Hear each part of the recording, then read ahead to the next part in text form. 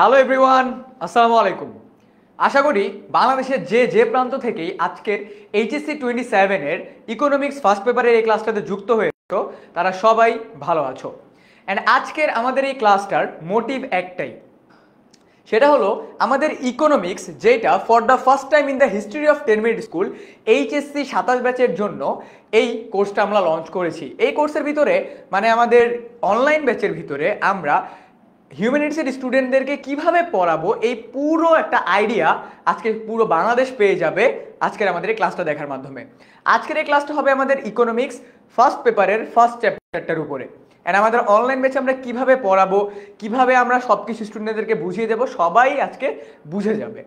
So আজকের আমাদের এই ক্লাসটাতে কে কে কোন কোন জায়গা থেকে অলরেডি জয়েন করে ফেলছো ভাইয়াকে একটু কমেন্টে জানায় দাও, আমি একটু দেখতে থাকি। অ্যান্ড মেইনলি কোন কোন জায়গা থেকে বা তোমার কলেজের নামটা কি সেটা আমাকে একটু জানায় দাও, ঠিক আছে? অ্যান্ড স্পেশালি যদি সায়েন্সের কোনো স্টুডেন্ট যারা বিজনেস স্টাডিজ বা হিউম্যানিটিতে এসেছো তারা ডেফিনেটলি একটু জানাই দিবা যে ভাইয়া আমি এসএসসিতে সায়েন্সে ছিলাম, এখন আমি হিউম্যানিটিস বা আর্টসে আবার বিজনেস স্টাডিজে এসেছি, ইকোনমিক্স সাবজেক্টটা আমার আছে। তাদের জন্য আজকের আমার এই ক্লাসটা অনেক বেশি গুরুত্বপূর্ণ, কারণ সবার মধ্যে একটা কনফিউশন থাকে যাদের এসএসসিতে ইকোনমিক্স ছিল না। তারা সবাই একটা জিনিস চিন্তা করে যে ভাইয়া মেবি ইকোনমিক্স অনেক হার্ড, মেবি ইকোনমিক্স অনেক ম্যাথ আছে, ভাই ইকোনমিক্স আমার জন্য না। এই সকল ধরনের ভ্রান্ত ধারণা আজকের এই একটা ক্লাসের মাধ্যমে ক্লিয়ার হবে। তো ক্লাসটি স্টার্টিংয়ে বলে দেই, তুমি যদি এইচএসসি 26 অথবা এইচএসসি 27 ব্যাচের স্টুডেন্ট হও তাহলে আজকের এই ক্লাসটা তোমার জন্য। এইচএসসি 26 ব্যাচে যদি তুমি হয়ে থাকো তাহলে তোমার ফার্স্ট চ্যাপ্টারের সকল কনফিউশন আজকে ক্লিয়ার হবে, ইকোনমিক্সের ভিত্তিটা ক্রিয়েট হবে, এবং এইচএসসি 27 ব্যাচের যারা আছো তাদের সবার যারা ইকোনমিক্স সাবজেক্টটাকে চুজ করবা নাকি না, বা ইকোনমিক্স যারা চুজ করে ফেলছো তাদের জন্য আজকের এই ক্লাসটা কিন্তু একদম দুর্দান্ত একটা ক্লাস হতে যাচ্ছে। কারণ আজকের এই ক্লাসে ইকোনমিক্সের এমন কোনো টপিক নাই যে টপিক নিয়ে কথাবার্তা বলা হবে না।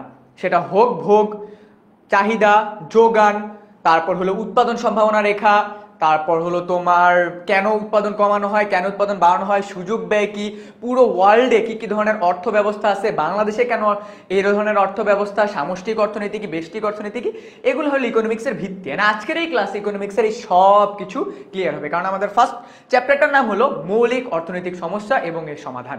তার মানে অর্থনীতিতে কি কি সমস্যা আছে এবং এটা সমাধানের জন্য আমাদেরকে কি কি করতে হবে তার সব কিছু নিয়ে আজকের এই ক্লাসে আলোচনা করা হবে।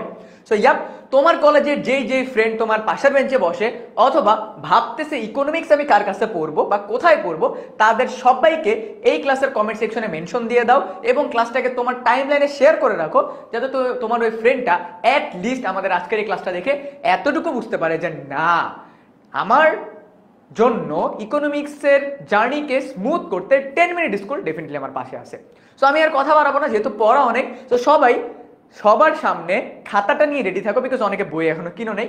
খাতাটা নিয়ে রেডি হও এবং ভাইয়াকে কমেন্টে জানাও ভাইয়া রেডি, অথবা কমেন্টে ভাইয়াকে একটা থামস আপ দাও। অ্যান্ড থামস আপ দিলে আমি বুঝতে পারবো তোমরা সবাই রেডি, অ্যান্ড তাহলে আমি আজকের ক্লাসটা স্টার্ট করতে পারবো। ওকে, সো সবাইকে আগে থেকেই বলে রাখি লিখতে হবে অ্যান্ড নোট ডাউন করতে হবে।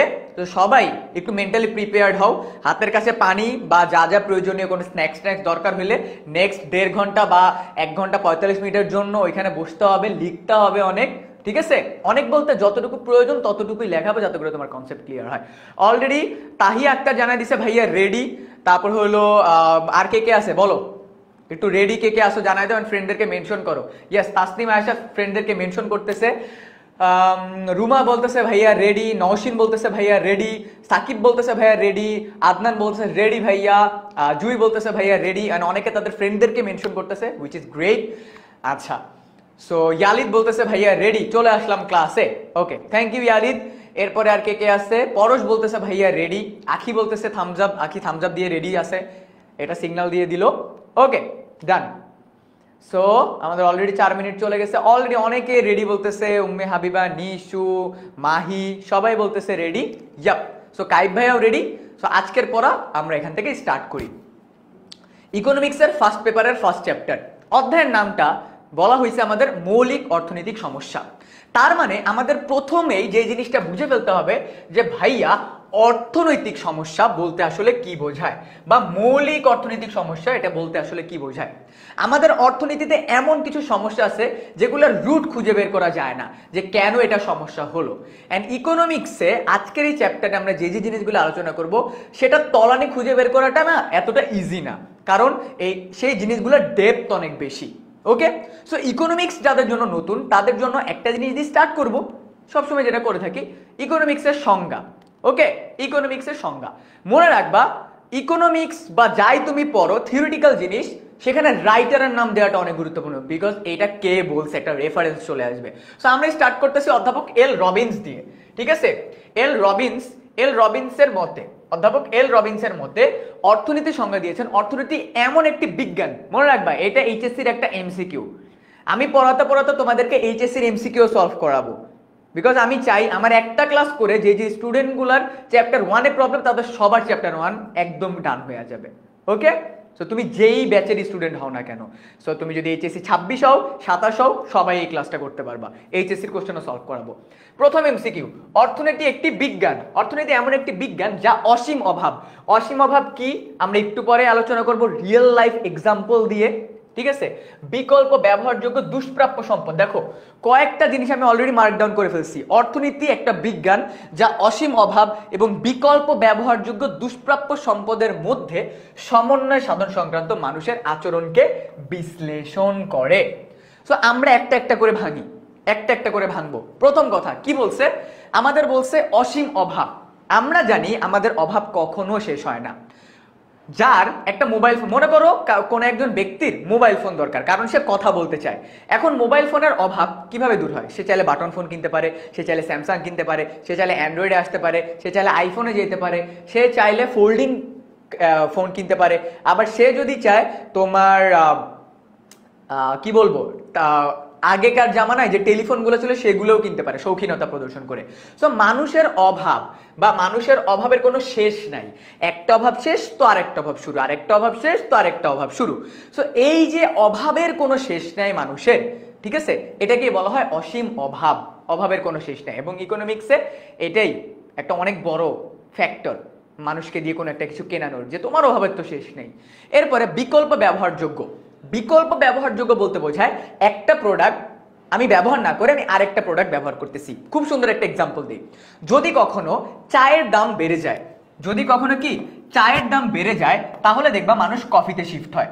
সচরাচর উল্টেই হয়, কফির দাম বেড়ে গেলে মানুষ চাতে শিফট হয়, তাই না? সো দুইটা সিমিলার ক্যাটাগরির প্রোডাক্টের মধ্যে যদি একটা প্রোডাক্টের দাম বেড়ে যায়, আরেকটা প্রোডাক্টের ডিমান্ড বেড়ে যায়, এটাই ইকোনমিক্সের সাইকোলজি। ঠিক আছে, এটা ইকোনমিক্সের কাজ করে, মানে দুইটা বিকল্প ব্যবহারযোগ্য, মানে একটার বিকল্প হিসাবে আমি আরেকটা ব্যবহার করতেছি। ঠিক আছে, একটার বিকল্প হিসাবে আমি আরেকটা ব্যবহার করতেছি, এটাকেই আমরা বলবো বিকল্প ব্যবহারযোগ্য। এন্ড দুষ্প্রাপ্য, which is a very very important thing in economics. দুষ্প্রাপ্য কি বলছে দেখো, দুষ্প্রাপ্যর সম্পদের মধ্যে সম্পদ লিমিটেড। ওয়ার্ল্ডের যত বড় মানুষই হোক না কেন, ওয়ার্ল্ডের যত বড় মানুষই হোক না কেন, তার সম্পদ কিন্তু লিমিটেড। সেটা তুমি এলন মাস্ক বলো, বিল গেটস বলো, মার্ক জাকারবার্গ বলো, যাকেই বলো, তার সম্পদ কিন্তু লিমিটেড। এই যে পুরো ওয়ার্ল্ডের সম্পদটা লিমিটেড, এটাই কিন্তু দুষ্প্রাপ্যতা। চাইলেই আমি বাংলাদেশের জমির পরিমাণ বাড়াইতে পারবো না, বিকজ বর্ডার দেয়া আছে। চাইলেই কোনো একটা ব্যক্তি 24 ঘন্টার জায়গায় 25 ঘন্টা কাজ করতে পারবে না, এইটাই দুষ্প্রাপ্যতা। এটাই কি, এইটাই হলো দুষ্প্রাপ্যতা। ওকে, আচ্ছা, সো আমরা ইকোনমিক্সের পুরো ডেফিনেশনটা বুঝে গেলাম। ইকোনমিক্স বলতে বোঝায়, বা কেউ যদি ইকোনমিক্সের ডেফিনেশনে যাও তাহলে প্রথমে লিখবা অর্থনীতি হলো এমন একটি বিজ্ঞান যা মানুষের অসীম অভাব এবং বিকল্প ব্যবহারযোগ্য দুষ্প্রাপ্য সম্পদের মধ্যে সমন্বয় সাধন সংক্রান্ত মানুষের আচরণকে বিশ্লেষণ করে। ক্লিয়ার? ঠিক আছে, ক্লিয়ার। এখন কথা হলো ভাই এটা কোন রাইটারের বই? এইটা এইচএসসির সবচেয়ে ফেমাস রাইটার রণজিৎ কুমার নাথ স্যারের বই। সবচেয়ে ফেমাস রাইটার রণজিৎ কুমার নাথ স্যারের বই। ঠিক আছে, ইকোনমিক্সের বই কোনটা কিনবো? ইকোনমিক্সের বই কিনবো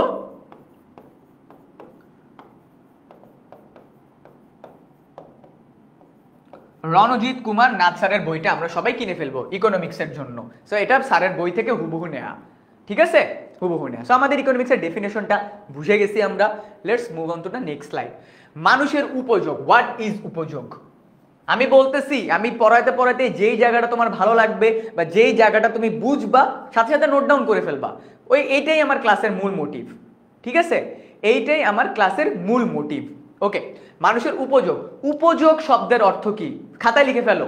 উপযোগ শব্দের অর্থ হলো অভাব পূরণের ক্ষমতা। উপযোগ শব্দের অর্থ হলো অভাব পূরণের ক্ষমতা।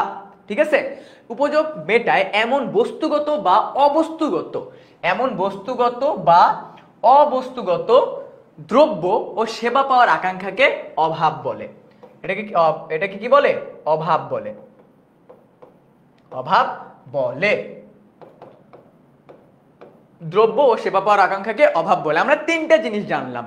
একটা হলো উপযোগ, একটা কি উপযোগ, দেন আমরা জানলাম বস্তুগত এবং অবস্তুগত। সবাই একটু লিখে ফেলি, আমি যে জিনিসগুলো লিখবো সবাই একটু লিখে ফেলি। বস্তুগত এবং অবস্তুগত। অবস্তুগত অভাব পূরণ করে, ঠিক আছে, সেবা পাওয়ার আকাঙ্ক্ষাকে আমাদের অভাব বলে। হোয়াট ইজ উপযোগ? উপযোগ মানে হলো অভাব পূরণের ক্ষমতা। যেই প্রোডাক্টের মাধ্যমে বা যেই দ্রব্যের মাধ্যমে আমার একটা অভাব পূরণ হয়। Let's give an example. ঘড়ি, আমি অনেক বেশি ঘড়ি কিনতে পছন্দ করি বা ডিফারেন্ট ডিফারেন্ট ক্যাটাগরির ঘড়ি আমি পছন্দ করি। সো আমার কথা হইলো, আমি যখন টাইম দেখতে যাই বা টাইম দেখতে চাই তখন আমার হাতের একটা ঘড়ি থাকতে হবে। এইটা আমার সময় দেখার উপযোগ। ঠিক আছে, এটা আমার একটা অভাব দূর করতেছে টাইমের। যেমন আমি লিখতে ভালোবাসি বা আমি আর্ট করতে পছন্দ করি, আমার বিভিন্ন ক্যাটাগরির পেন্সিলস, স্কেচ বুক এগুলা থাকবে।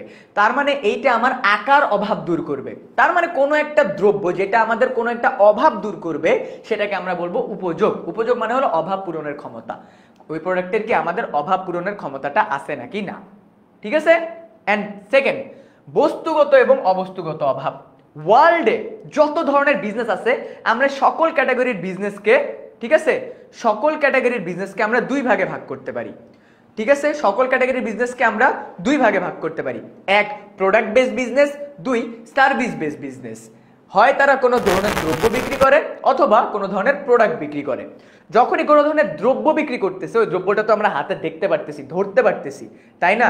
সো যেটাকে আমরা হাতে ধরতে পারি বা ফিল করতে পারি সেটাকে আমরা বলবো বস্তুগত অভাব। যেমন, ঠিক আছে, যেমন আমার এই ঘড়িটা আমার একটা বস্তুগত অভাব দূর করে, এই পেন্সিল একটা বস্তুগত অভাব দূর করে, এই স্মার্ট বোর্ড একটা বস্তুগত অভাব দূর করে। অন দ্য আদার হ্যান্ড অবস্তুগত অভাব দূর করে যে কোনো ধরনের সেবা, সার্ভিস। যেমন মনে করো ইউটিউব সাবস্ক্রিপশন, স্পটিফাই সাবস্ক্রিপশন, আমরা কোনো ধরনের সেবা নিচ্ছি। ঠিক আছে, কোনো ধরনের সেবা নিচ্ছি, এটাকে আমরা বলবো বস্তুগত এবং অবস্তুগত অভাব দূর করতেছে। ঠিক আছে, ক্লিয়ার? বুঝতে পারছি ভাইয়া? আমাদের ক্লিয়ার হয়েছে? আমাদের কি ক্লিয়ার হয়েছে ভাইয়া? ওকে, ডান। সো মানুষের অভাব, মানুষের উপযোগ মেটায়, তার মানে কি মানুষের অভাব পূরণ করে। উপযোগ মেটায় কি মানুষের অভাব পূরণ করে। ডান। সো আমাদের এই জায়গাটা পুরোটা ডান। মানুষের প্রয়োজনের জন্য সেবার অভাব পূরণ হলে আমরা আরাম, মানে এগুলো আমাদের নর্মাল বিষয়। এরপরে আমরা এই জায়গাটাতে কিছু আছে তেমন নাই। ওকে, এরপরে আমরা চলে আসছি দুষ্প্রাপ্যতাতে। ঠিক আছে, এরপরে আমরা কিছু চলে আসছি দুষ্প্রাপ্যতাতে। সবাই খাতার ভিতরে লিখে ফেলো দুষ্প্রাপ্যতা। লিখে ফেলি সবাই, ঠিক আছে, লিখে ফেলি। দুষ্প্রাপ্যতা, অভাবের তুলনায়, সবাই খাতায় লিখবো, অভাবের তুলনায় সম্পদের অপর্যাপ্ততাকে আমরা দুষ্প্রাপ্যতা বলি। ভেরি সিম্পল এক্সাম্পল দিব, ইজি এক্সাম্পল দিব। দেখো, অভাবের তুলনায় সম্পদের স্বল্পতা বা অপর্যাপ্ততাকে আমরা দুষ্প্রাপ্যতা বলি। ঠিক আছে, আমরা কি বলি? দুষ্প্রাপ্যতা বলে থাকি। কয়েকটা জিনিস জানলাম। সম্পদের স্বল্পতা, অভাবের তুলনায় সম্পদের স্বল্পতাকে অভাব। আমরা জানি আমাদের অভাব অসীম। আমরা কি জানি? আমাদের অভাব অসীম। যেহেতু আমাদের অভাব অসীম এবং আমি একটু আগে বললাম আমাদের সম্পদও কিন্তু অসীম, আমরা চাইলেই কিন্তু মানে বিলিয়ন মিলিয়ন ডলার করতে পারবো না। কারণ কি? ওয়ার্ল্ডের লিমিটেড পরিমাণ ডলার বা কারেন্সি তৈরি করা হয়। সো এটাও কিন্তু লিমিটেড। সো দেখো, আমাদের অভাবের তুলনায় আমাদের অভাবের কোনো শেষ নেই। আমরা প্রথমত কি জানি? অভাব অসীম। অভাব কি? অভাব অসীম। সম্পদের স্বল্পতা, ওয়ার্ল্ডে প্রতিটা মানুষের সম্পদ স্বল্প। কারণ কি? এলন মাস্ককে যদি তুমি জিজ্ঞেস করো যে ভাই আপনার কি সম্পদ ঠিক আছে, আপনি কি সাফিসিয়েন্ট মানে খুশি? সে বলবে না ভাই, আই উইশ আর $5 বিলিয়ন বেশি থাকতো। ঠিক আছে, ওকে। অন দ্য আদার হ্যান্ড অপর্যাপ্ততা, আমরা চাইলেই মানে আমি এখন বিল্ডিংটাকে 10 হাত বড় করতে পারবো না, কারণ আমার অপর্যাপ্ততা আছে। আমি চাইলে কি বাংলাদেশের বর্ডারকে পুরো ইন্ডিয়া ক্রস করে নিতে পারবো না, যুদ্ধ শুরু হয়ে যাবে। সো আমরা চাইলেই কিছু কিছু জিনিস বাড়াইতে পারবো না। যেমন পৃথিবীর যে মাপ, এটা আমরা চাইলে কি পৃথিবীটাকে বড় করতে পারবো? মানে মানুষ তো চায় যে ভাই আমার জায়গা বড় হোক, সবাইকে যদি জায়গা বড় করতে যাও তাহলে কি পৃথিবীর সাইজ বড় করে ফেলতে হবে? Is it possible? No. So that's why আমরা বলতেছি যে ইকোনমিক্সের সবচেয়ে বড় সমস্যা হলো স্ক্যারসিটি বা দুষ্প্রাপ্যতা। অর্থনীতির সবচেয়ে বড় সমস্যা হলো দুষ্প্রাপ্যতা। লিখে ফেলো সবাই। আচ্ছা, মানুষ জীবনে অভাব অসীম, কিন্তু এই অসীম অভাব পূরণের জন্য যে সম্পদ তা নিতান্ত সীমিত। দেখো খুব সুন্দর একটা কথা, অসীম অভাব পূরণের জন্য যা প্রয়োজন। এখন আমার অভাব পূরণের জন্য কি দরকার? টাকা দরকার। টাকা লিমিটেড, আমরা আটকাই একটা জায়গায়, টাকা লিমিটেড। এন্ড এটাই কি, এটা ইকোনমিক্সের সবচেয়ে বড় সমস্যা যে আমার টাকা লিমিটেড। কোনো বস্তুগত বা অবস্তুগত দ্রব্য যার উপযোগ রয়েছে, যোগান সীমাবদ্ধ, হস্তান্তর যোগ্যতা, বাহ্যিকতা, বিনিময় মূল্য রয়েছে, তাকে আমরা সম্পদ বলি। সবাই এইটাকে খাতায় লিখে ফেলবো বা স্ক্রিনশট নিয়ে নেব যে আমাদের সম্পদ কাকে বলে। কখনো কি ভাবছো সম্পদ আবার কাকে বলে? ঠিক আছে, কখনো কি ভাবছো সম্পদ আবার কাকে বলে? সম্পদ, ঠিক আছে, সম্পদ উপযোগ রয়েছে, উপযোগ রয়েছে, যোগান সীমাবদ্ধ। যোগান কি?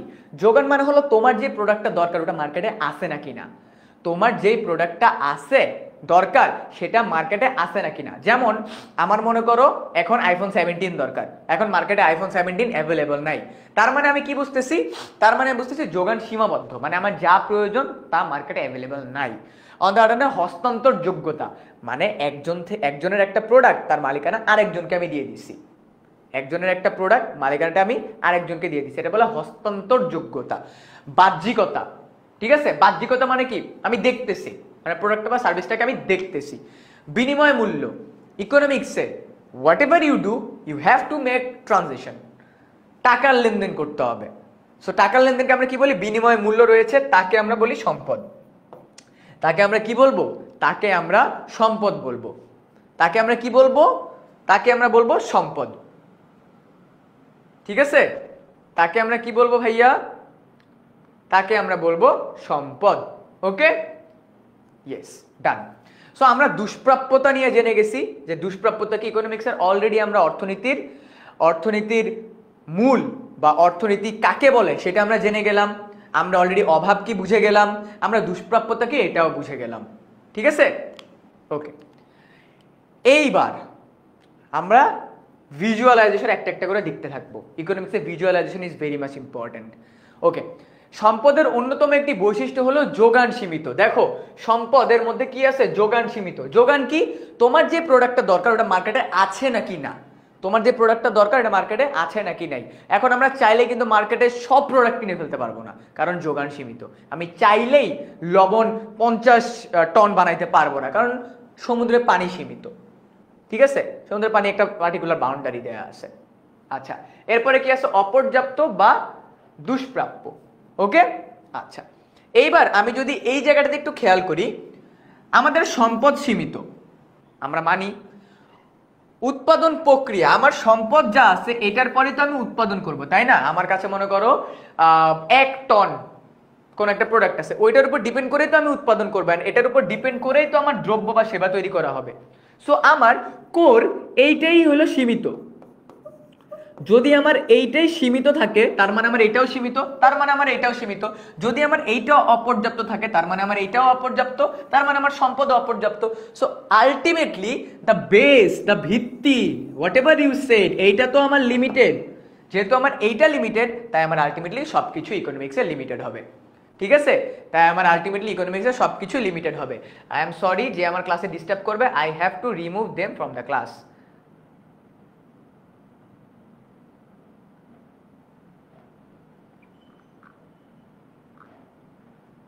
ওকে, ঠিক আছে। সো এইটা হলো আমার দুষ্প্রাপ্যতার পুরো মেইন কনসেপ্টটা, যে অর্থনীতিতে দুষ্প্রাপ্যতা বলতে আসলে কি বোঝায়। দুষ্প্রাপ্যতা বলতে আলটিমেটলি একটা জিনিস আমরা বুঝলাম, যে এটা আমার লিমিটেড, এটা আমার কি লিমিটেড। ওকে, ডান। তার মানে আমরা অর্থনীতির প্রধান সমস্যা কোনটি বলতে পারি বলো তো?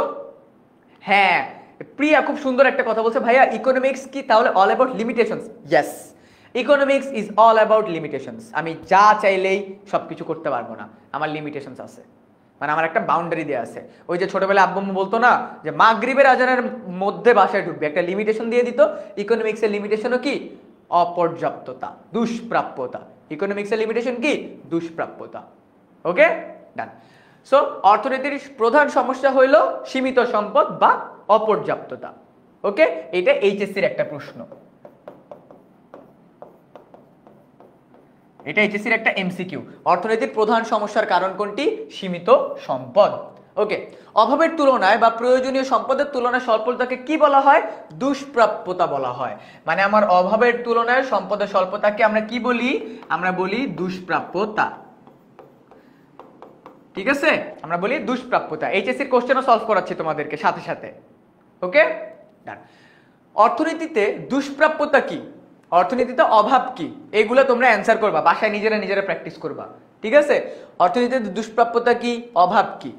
আচ্ছা, এইবার অর্থনীতিতে আমরা যে কোনো ধরনের অ্যান্সার পেতে হলে আমরা কি করব সেইটা আমরা দেখব। ঠিক আছে, যখনই আমরা কোনো একটা কিছু করতে যাই তখনই আমাদেরকে জিজ্ঞাসা করা হয় না কি করব, কিভাবে করব, কার জন্য করব, আমাদের মাথায় প্রশ্ন আসে না? ইকোনমিক্স একদম সেম। অর্থনীতিতেও যখনই তুমি কোনো একটা ডিসিশন নিতে যাবা, ফর এক্সাম্পল তুমি একটা নতুন প্রোডাক্ট মার্কেটে আনতে চাও, তুমি একটা নতুন সার্ভিস মার্কেটে আনতে চাও, তোমাকে 3টা প্রশ্ন জিজ্ঞাসা করতে হবে নিজেকে। তুমি যদি ভবিষ্যতে একজন এন্টারপ্রেনার হতে চাও বা উদ্যোক্তা হতে চাও, তুমি যদি দেশের জন্য কিছু করতে চাও, তোমাকে নিজেকে 3টা প্রশ্ন করতে হবে। এই 3টা প্রশ্নই অর্থনীতির সবচেয়ে বড় 3টা প্রশ্ন, যে 3টা প্রশ্নের অ্যান্সার যদি কেউ বের করে ফেলতে পারে, he can solve or she can solve a particular economic problem. সেই 3টা কোশ্চেন কি? সেই 3টা কোশ্চেন হলো কি উৎপাদন করা হবে, কিভাবে করা হবে, কার জন্য করা হবে। এই 3টা প্রশ্ন, আহামরি কিছু না। কি উৎপাদন করা হবে, কিভাবে উৎপাদন করা হবে, কার জন্য উৎপাদন করা হবে। ভাইয়া ক্লাসের স্লাইড কি পাবো? হ্যাঁ, পেয়ে যাবা। এইচএসসি 27 স্টার স্টুডেন্টস এই গ্রুপে জয়েন করো, পেয়ে যাবা। এইচএসসি 27 স্টার স্টুডেন্টস গ্রুপে জয়েন করলেই পেয়ে যাবা। ওকে, আচ্ছা। সো আমরা দেখলাম কি উৎপাদন করা হবে, কিভাবে করা হবে, কার জন্য করা হবে। কোশ্চেন কয়টা আমাকে কমেন্টে জানাও। কোশ্চেন কয়টা? 3টা। আনিকা বলতেছে ইকোনমিক্স কোন বইটা ভালো হবে ভাইয়া? রণজিৎ কুমার নাথ স্যারের বই, without any doubt Ranjit Kumar Nath স্যারের বই। আচ্ছা, সো আমরা 3টা কোশ্চেন বুঝে গেলাম যে মৌলিক অর্থনৈতিক সমস্যা হলো এই 3টা কোশ্চেন। যেখানে সমস্যা আছে ডেফিনেটলি সেখানে সমাধানও আছে। সো লেটস সি কিভাবে আমরা কি উৎপাদন করব, এই কোশ্চেনের অ্যান্সার পাবো। কিভাবে উৎপাদন করা হবে মানে কি উৎপাদন করব, এটার অ্যান্সার বের করব। কিভাবে উৎপাদন করব, এটার অ্যান্সার বের করব। কার জন্য করব, এইটারও অ্যান্সার বের করব। যেখানে প্রবলেম সেখানে solution, and economics all about finding the solution. Okay, কি উৎপাদন করা হবে? সম্পদের যেহেতু অপর্যাপ্ত, তাই কি উৎপাদন করা হবে এটা একটু চিন্তা ভাবনা করতে হবে। না, এটা চিন্তা ভাবনা করতে গেলে মার্কেট রিসার্চ চলে আসে, বাজার গবেষণা করতে হবে। অর্থনীতিতে তোমাকে একটা জিনিস বারবার এটা তোমার কানে বাজবে, সেটা হলো বাজার গবেষণা। ঠিক আছে, যেটাকে ইংরেজিতে বলা হয় মার্কেট রিসার্চ। সো কি উৎপাদন করা হবে এটার মূল হলো বাজার গবেষণা। তার মানে তোমাকে নির্বাচন করতে হবে যে আমি কি উৎপাদন করব। এইটার ক্ষেত্রে সবচেয়ে বড় যে জিনিসটা সেটা হলো তোমাকে প্রবলেম আইডেন্টিফাই করতে হবে। দেখো এখানে একটা বলা আছে বড় নির্বাচনগত সমস্যা।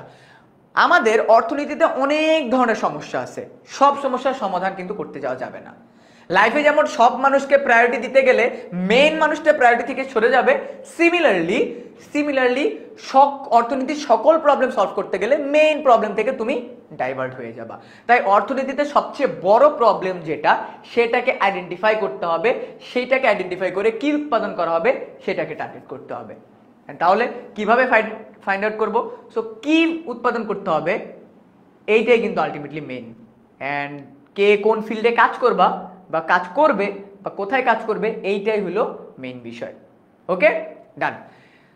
সো এরপর আমাদের কি আছে, কি উৎপাদন করা হবে, একটি নির্দিষ্ট উৎপাদন কৌশল প্রয়োগ করে নির্দিষ্ট পরিমাণ উপকরণ যা সম্পদ নিয়োগের মাধ্যমে দুটি দ্রব্য উৎপাদনের বিভিন্ন সম্ভাবনা যে রেখার মাধ্যমে।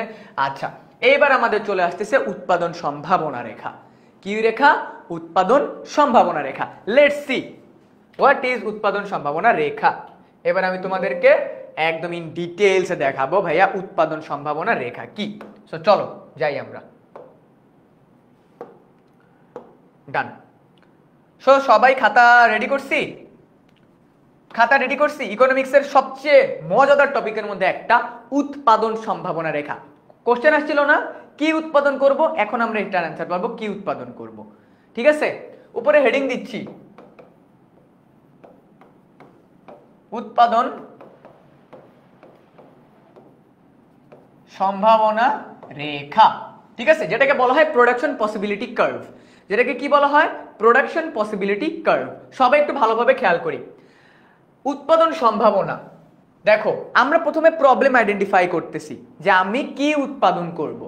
আমি ধরে নিচ্ছি প্রবলেম দুই জায়গায়, যে আমার কাছে লিমিটেড জমি আছে, আমার কাছে লিমিটেড একটা জমি আছে। ফর এক্সাম্পল জমির পরিমাণটা এতটুকু একটা জমি আছে। এই জমির ভিতরে আমি দুই ধরনের প্রোডাক্ট উৎপাদন করতে চাই, এক ধান এক পাট। সো আমার এক্সামের ভিতরে আমাকে এভাবে করে কোশ্চেন দিয়ে দেওয়া হবে। সবাই একটু ভালোভাবে খেয়াল করি। প্রোডাক্ট দুইটা, একটা হলো আমার ধান আর একটা হলো আমার পাট।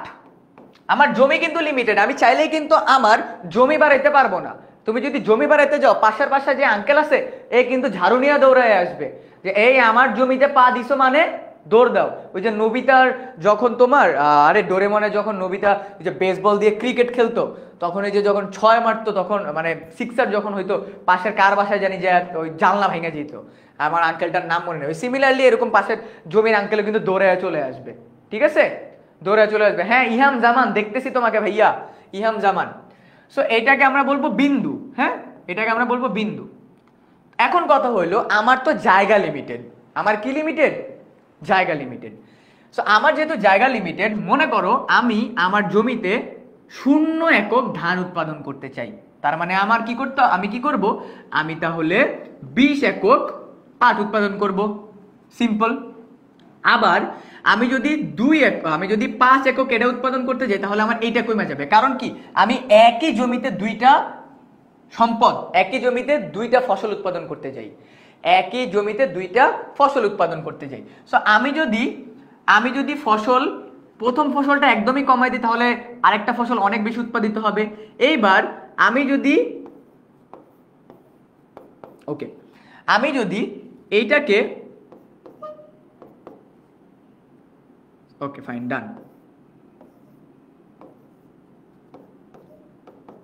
ওকে, দেখো এইটা যদি 0 একক হয় এটা হবে 20 একক, এটা যদি 5 একক হয় এটা হবে 10 একক, আবার এইটা যদি 10 একক হয় এটা আবার কমে যাবে, আবার এটা যদি 20 একক হয় এটা আবার 0 হয়ে যাবে। কারণ কি?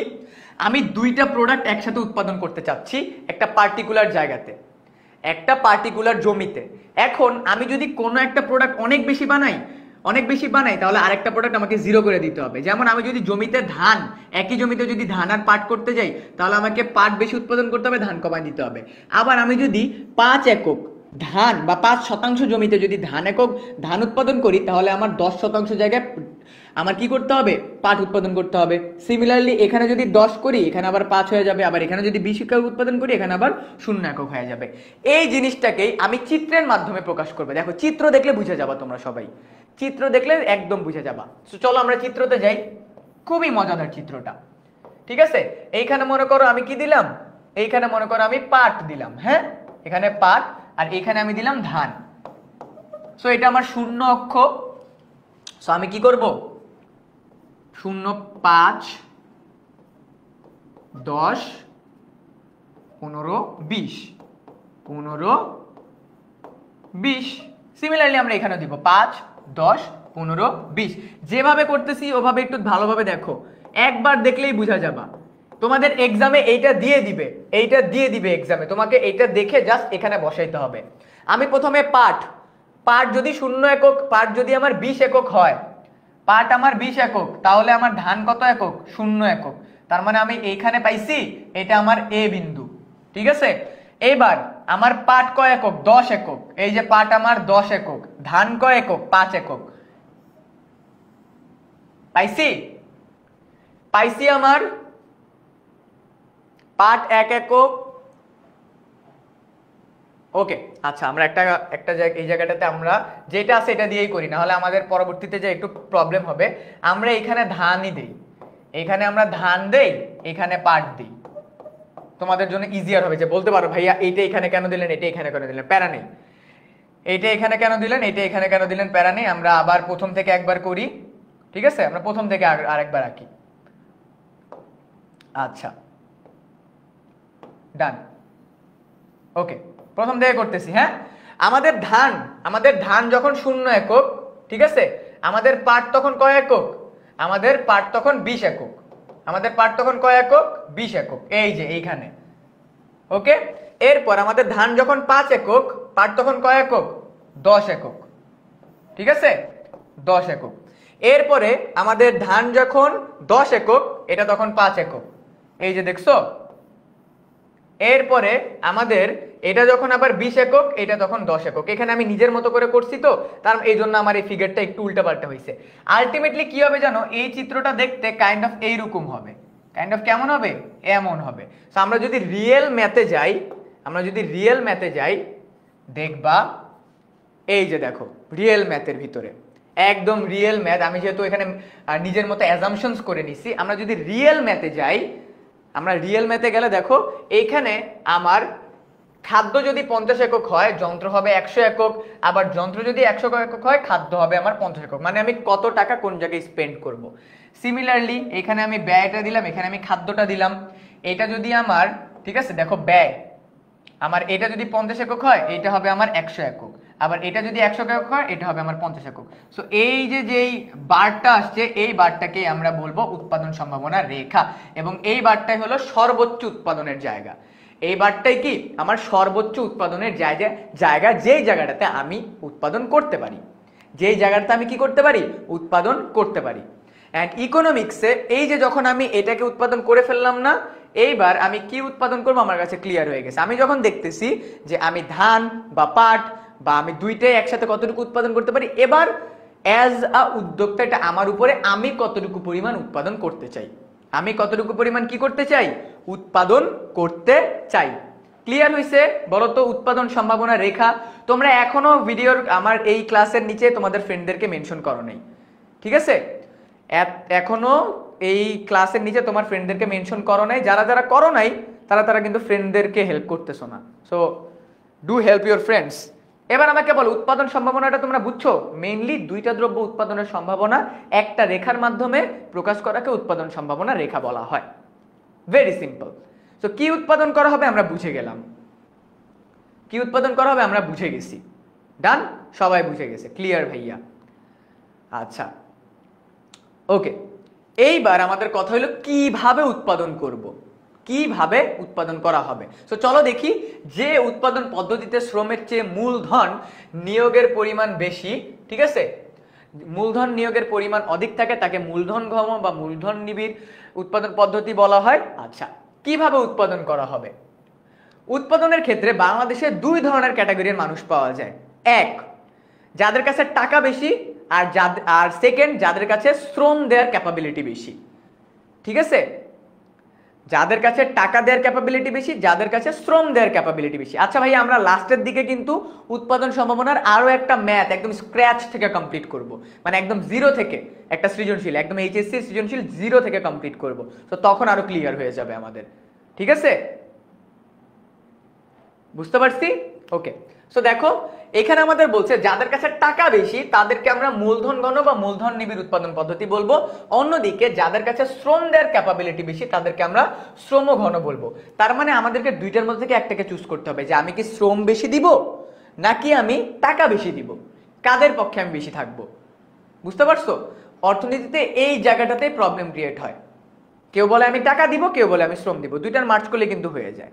ওকে, আচ্ছা, শ্রম বা শ্রম বা মূলধনের সহজলভ্যতা বিবেচনা করলে সমাজকে সিদ্ধান্ত নিতে হয় যে সে শ্রম নিবিড় হবে নাকি মূলধন নিবিড় হবে। তার মানে সে কি শ্রমের দিকে ফোকাস হবে নাকি সে মূলধনের দিকে ফোকাস হবে, এটা পার্সন টু পার্সন ভ্যারি করে। ওকে, এটা পার্সন টু পার্সন ভ্যারি করে।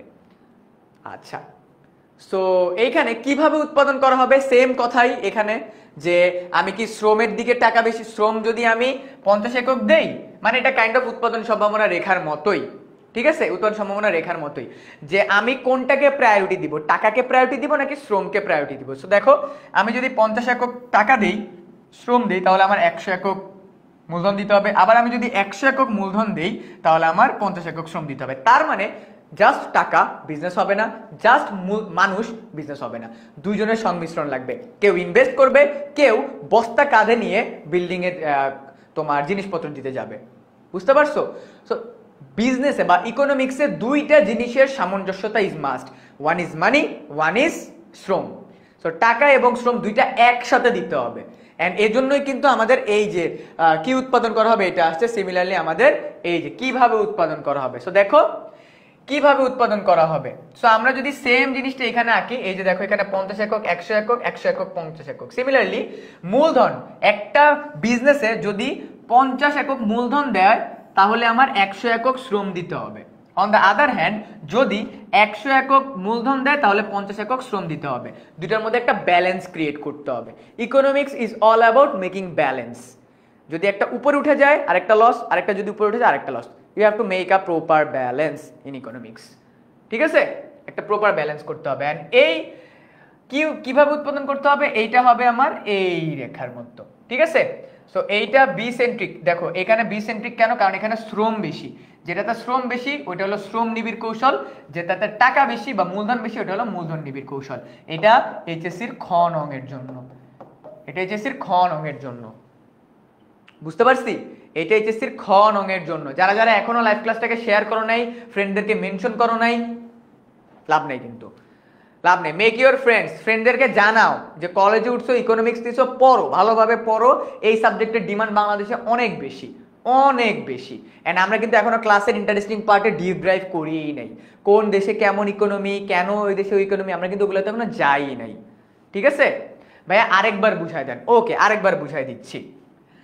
আমাদের দেশে বা পুরো ওয়ার্ল্ডে কিভাবে উৎপাদন করব, মানে হলো কি, কারো কাছে কি মূলধন, ঠিক আছে, মূলধন বা টাকা বেশি, তাকে কি আমরা প্রায়োরিটি দিব, নাকি যে আমাদেরকে শ্রম বেশি দিতে পারে তাকে প্রায়োরিটি দিব? কারণ এই ডিবেট থেকে বের হওয়ার জন্য ম্যাথমেটিক্যালি আমরা যদি যাই, দেখো জাস্ট টাকা দিয়ে ব্যবসা হবে না, আবার জাস্ট শ্রম দিয়ে ব্যবসা হবে না, দুইটার মধ্যে একটা ব্যালেন্স ক্রিয়েট করতে হবে, একটা ব্যালেন্স ক্রিয়েট করতে হবে। এই ব্যালেন্সটাই হলো, যখন একটা বিজনেসে 50% টাকা দেয়া হচ্ছে তখন কি করতে হবে, শ্রমের পরিমাণ বাড়াইতে হবে বিজনেসে টিকে থাকতে হইলে। আবার যে বিজনেসের কাছে টাকা বেশি আছে তাকে শ্রম একটু কম দিলেও সমস্যা নাই। যে বিজনেসের কাছে শ্রম বেশি তাকে আমরা বলবো শ্রম নিবিড় বিজনেস, যে বিজনেসের কাছে টাকা বেশি তাকে আমরা বলবো মূলধন নিবিড় বিজনেস।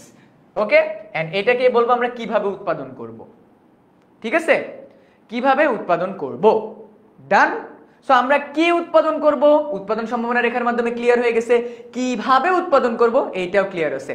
নাও আ কোশ্চেন কেম, কার জন্য উৎপাদন করব, চলো দেখি কার জন্য উৎপাদন করা হবে। তো এখন কথা হলো, একটি সমাজে সকল শ্রেণীর লোকের বসবাস আছে। আমাদের সমাজে উচ্চবিত্ত আছে, নিম্নবিত্ত আছে, নিম্ন মধ্যবিত্ত আছে, ঠিক আছে, সকল শ্রেণীর মানুষ আছে। সো এই মানুষদের মধ্যে থেকে তাদের ভোগ অভ্যাস আবার ভিন্ন ভিন্ন। যার টাকা বেশি সে বেশি টাকা স্পেন্ড করে, যার টাকা কম সে কম টাকা স্পেন্ড করে। উৎপাদনের সময় সবার চাহিদা বিবেচনা করে কার জন্য কি মানের কি পরিমাণ উৎপাদন করা হবে তার সিদ্ধান্ত নিতে হবে। বিষয়টি উৎপাদন সম্ভাবনা রেখার মাধ্যমে উপস্থাপন করা যায়। তার মানে আমরা একটা জিনিস আবারও বুঝতে পারলাম, অর্থনীতিতে এই তিনটা কোশ্চেন, কি উৎপাদন করা হবে, কিভাবে করা হবে, কার জন্য করা হবে, এই তিনটা জিনিসই আমরা উৎপাদন সম্ভাবনা রেখার মাধ্যমে প্রকাশ করতে পারি। সো এটা একটা এমসিকিউ, যে অর্থনীতির সবচেয়ে বড় সমস্যা কিভাবে দূর করা যায় বা কিভাবে সলভ করা যায়, উৎপাদন সম্ভাবনা রেখার মাধ্যমে সলভ করা যায়। ওকে, উৎপাদন সম্ভাবনা রেখার মাধ্যমে সলভ করা যায়। সো সিমিলারলি কার জন্য উৎপাদন করব, দেখো এটা হলো আমার ধনী শ্রেণী, আমার কাছে মনে করো এই যে, হ্যাঁ ধনী শ্রেণী, আর এটা হলো আমার গরিব শ্রেণী। সো এইখানে যদি আমি দেখো এই যে সিমিলারলি ধনী মানুষের জন্য উৎপাদন করতে যাই, এখানে ধনী মানুষ, এখানে গরিব মানুষ। ধনী মানুষের জন্য যদি 50 একক প্রোডাক্ট উৎপাদন করি, গরিব মানুষের জন্য 100 একক প্রোডাক্ট বানাতে হবে। যেমন এক্সাম্পল দিই, হ্যাঁ চলো এক্সাম্পল দিই। শাকসবজি ধনী মানুষও খায়, গরিব মানুষও খায়, তাই না? এখন ধনীরা তো সব মানে অনেক বেশি বিলাসবহুল জীবন পালন করে। সো কোনো ধনী ব্যক্তির জন্য বা ধনী সমাজের জন্য যদি 50 একক শাক উৎপাদন করা হয়, তাহলে গরিব মানুষের জন্য করতে হবে তার ডাবল, 100 একক। ঠিক আছে? অন দ্য আদার হ্যান্ড, যেই প্রোডাক্টটা ধনী মানুষ সেন্ট্রিক, সেই প্রোডাক্ট সিমিলারলি মানে টু বি ভেরি মানে ইজিলি ওই প্রোডাক্টটা গরিব মানুষটা কম কিনবে, কারণ ওই মানুষের ক্যাপাবিলিটি নাই। সো বিষয়টা এইটাই যে কার জন্য উৎপাদন করার ক্ষেত্রে যদি আমি কোনো প্রোডাক্ট ধনী মানুষের জন্য উৎপাদন করি, তাহলে গরিব মানুষকে স্যাক্রিফাইস করতে হবে, মানে গরিব মানুষ আমার টার্গেট মার্কেট না। আবার কোনো কিছু যদি গরিব মানুষ বেশি কিনে, তার মানে ওটা ধনী মানুষের টেস্টের সাথে যাচ্ছে না। তোমার গরিব মানুষ যেটা বেশি কিনে সেটা ধনী মানুষ কিনবে না। ওকে, ক্লিয়ার? বুঝে গেছি?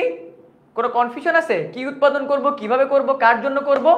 কনফিউশন আমার আছে, কারণ ক্লাসের স্টুডেন্টরা তাদের ফ্রেন্ডদেরকে মেনশন দিতেছে না, ক্লাস শেয়ার দিতেছে না। এত সুন্দর করে ক্লাসটা নেওয়ার চেষ্টা করতেছি, কেউ যদি তার ফ্রেন্ডদেরকে না জানায় যে 10 minute school for the first time in the history of 10 minute school HSC 27 ব্যাচের জন্য ইকোনমিক্সের অনলাইন ব্যাচ আনছে, মানে ইকোনমিক জিওগ্রাফির অনলাইন ব্যাচ আনছে।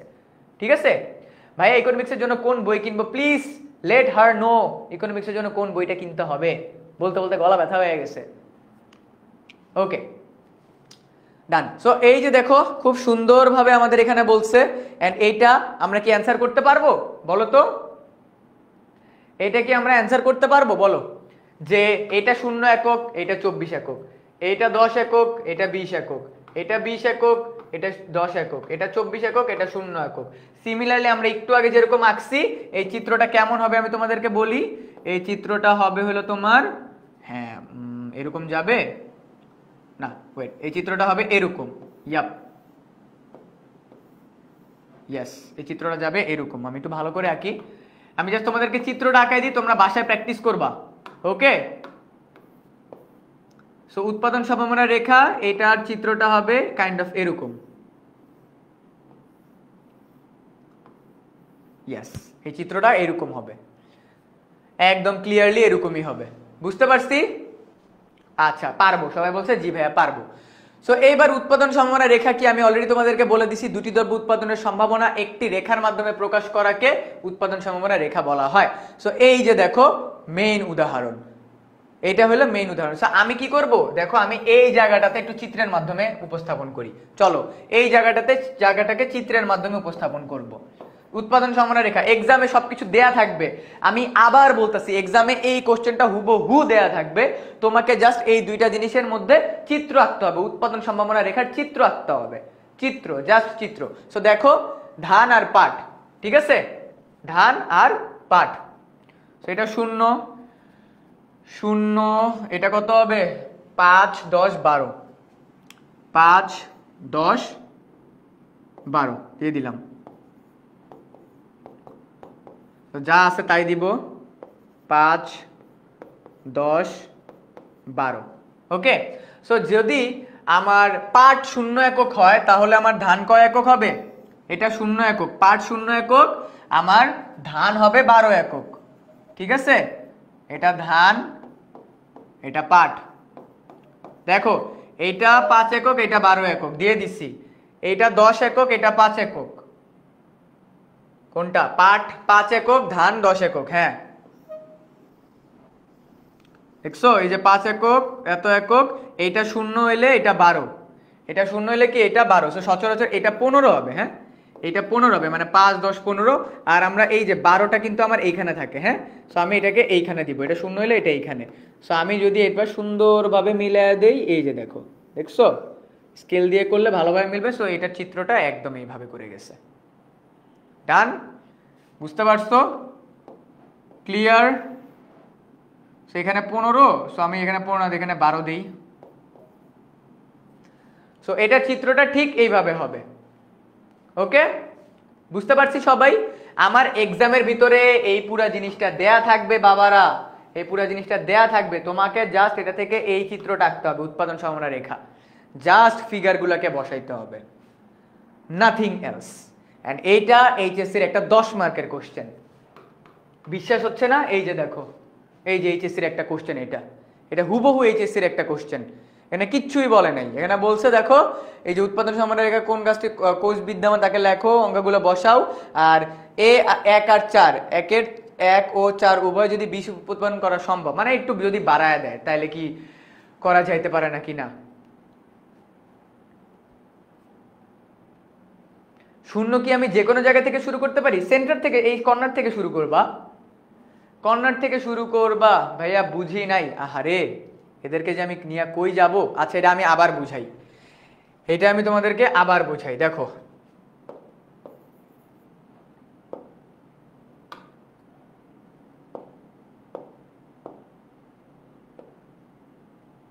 ওকে আবার বুঝাচ্ছি, সবাই কোশ্চেনটা একবার দেখে নাও, কোশ্চেনটা একবার দেখো। ধান এত এত এত একক, পাট এত এত এত একক, দেখছি ধান এত একক, পাট এত একক। আবার দেখো, ধান এত একক, পাট এত একক। আমি এটাকে চিত্রের মাধ্যমে রূপান্তর করব। এই জিনিসটাকে, এই ধান আর পাট, এই ধান আর পাটকে চিত্রে রূপান্তর করা হবে, চিত্রে, নাথিং এলস। দেখি সবাই চিত্রের মাধ্যমে। So 0, 5, okay fine. আমি যদি এখানে লিখি ধান, ঠিক আছে, ধান, এই পাট, এইটাকে আমি এই দুইটা প্রোডাক্ট একসাথে উৎপাদনের সম্ভাবনা প্রকাশ করব। 0, 5, 10, 12, তাই না? এরকম ছিল। আর এটা ছিল 12, 5, wait a minute, 0, 5, 10, 12, 0, 5, 10, 12, okay fine. Let's see 0, 5, 10, 12, okay 12, হ্যাঁ এখানে হবে 10, 12, 10, 5, 0, ওকে ডান। এটা হবে 10। আবার কেউ যদি না বুঝে, বাবা এটা একটু ভালোভাবে দেখো, হ্যাঁ এটা হলো ধান। ধান যদি আমি 0 একক উৎপাদন করি, পাট আমি 12 একক উৎপাদন করতে পারবো। ধান যদি 5 একক উৎপাদন করি, পাট হবে 10, এটা 10 হলে এটা 5, এটা হলে এটা 0। এবার সুন্দর মতো চিত্র আঁকি, সুন্দর মতো চিত্র আঁকি। এটা ধান, এইটা বাবা আমার পাট, হ্যাঁ এটা 0, সংখ্যা রেখার মধ্যে 0 এখানে থাকে, 0 এখানে থাকে। চিত্রগুলো কি গ্রাফে আঁকবো? এক্সাম হলে তোমাকে গ্রাফ দিয়ে দিবে, এক্সাম হলে তোমাকে গ্রাফ দিয়ে দিবে, ওকে আচ্ছা। তো 0, 5, 10, 5, 10, তো আমরা 5, 5 করে নিতেছি। সচরাচর এটা 15 হওয়ার কথা, তাই না? কিন্তু এই যে 12 কিন্তু এখানে আছে, হ্যাঁ ছোট্ট করে লিখে রাখি এখানে 12। অন দ্য আদার হ্যান্ড 5, 10, 15, 15, 10, 5, এই যে 12 কিন্তু এখানে আছে। তো আমরা কি দেখতেছি, ধান যদি 0 একক হয়, ধান যদি 0 একক হয়, পাট হয় 12 একক। এই যে এটা 0 হইলে এই যে এটা এখানে যাবে, দেখছো লাগাইছি, এটা 0 মানে এটা এখানে। আচ্ছা, তারপরে ধান যদি 5 একক হয়, পাট হবে 10 একক, এই যে দেখছো, এই যে ধান পাট, পাট 10। এরপরে ধান যদি 10 হয়, ধান 10, পাট কত? পাট হবে 5, লাগাইছি।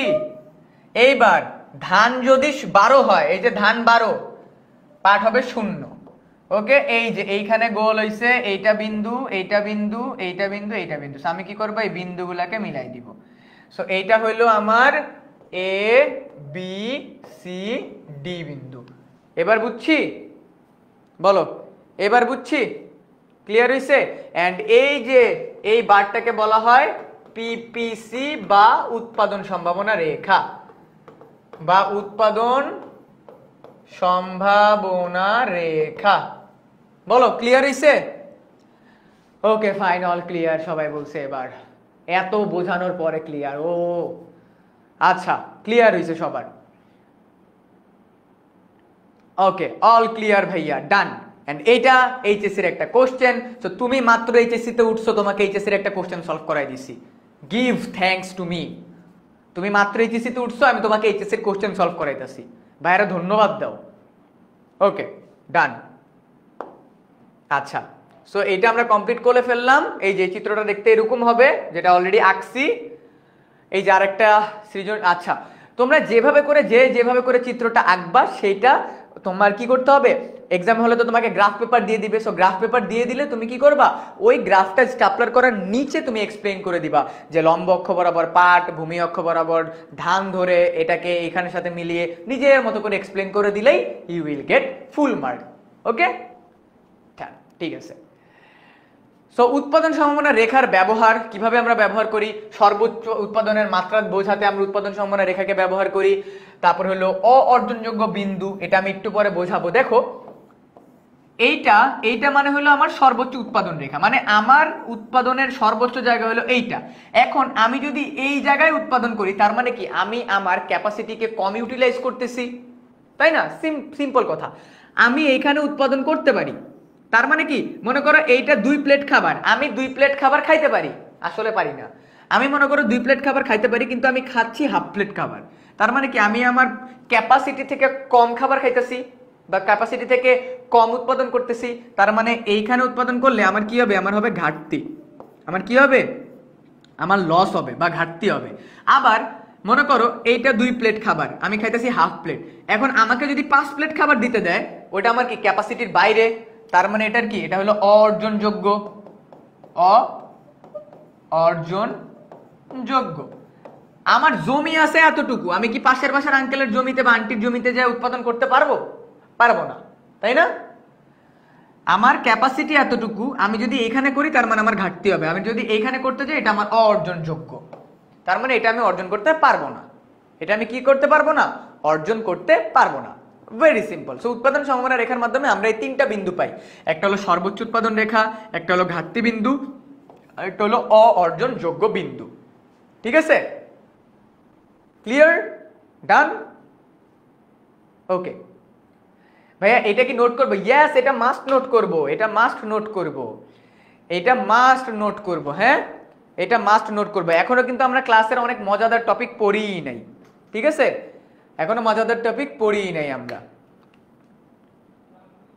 এখনো আমরা অনেক মজাদার টপিক পড়িই নাই। ওকে,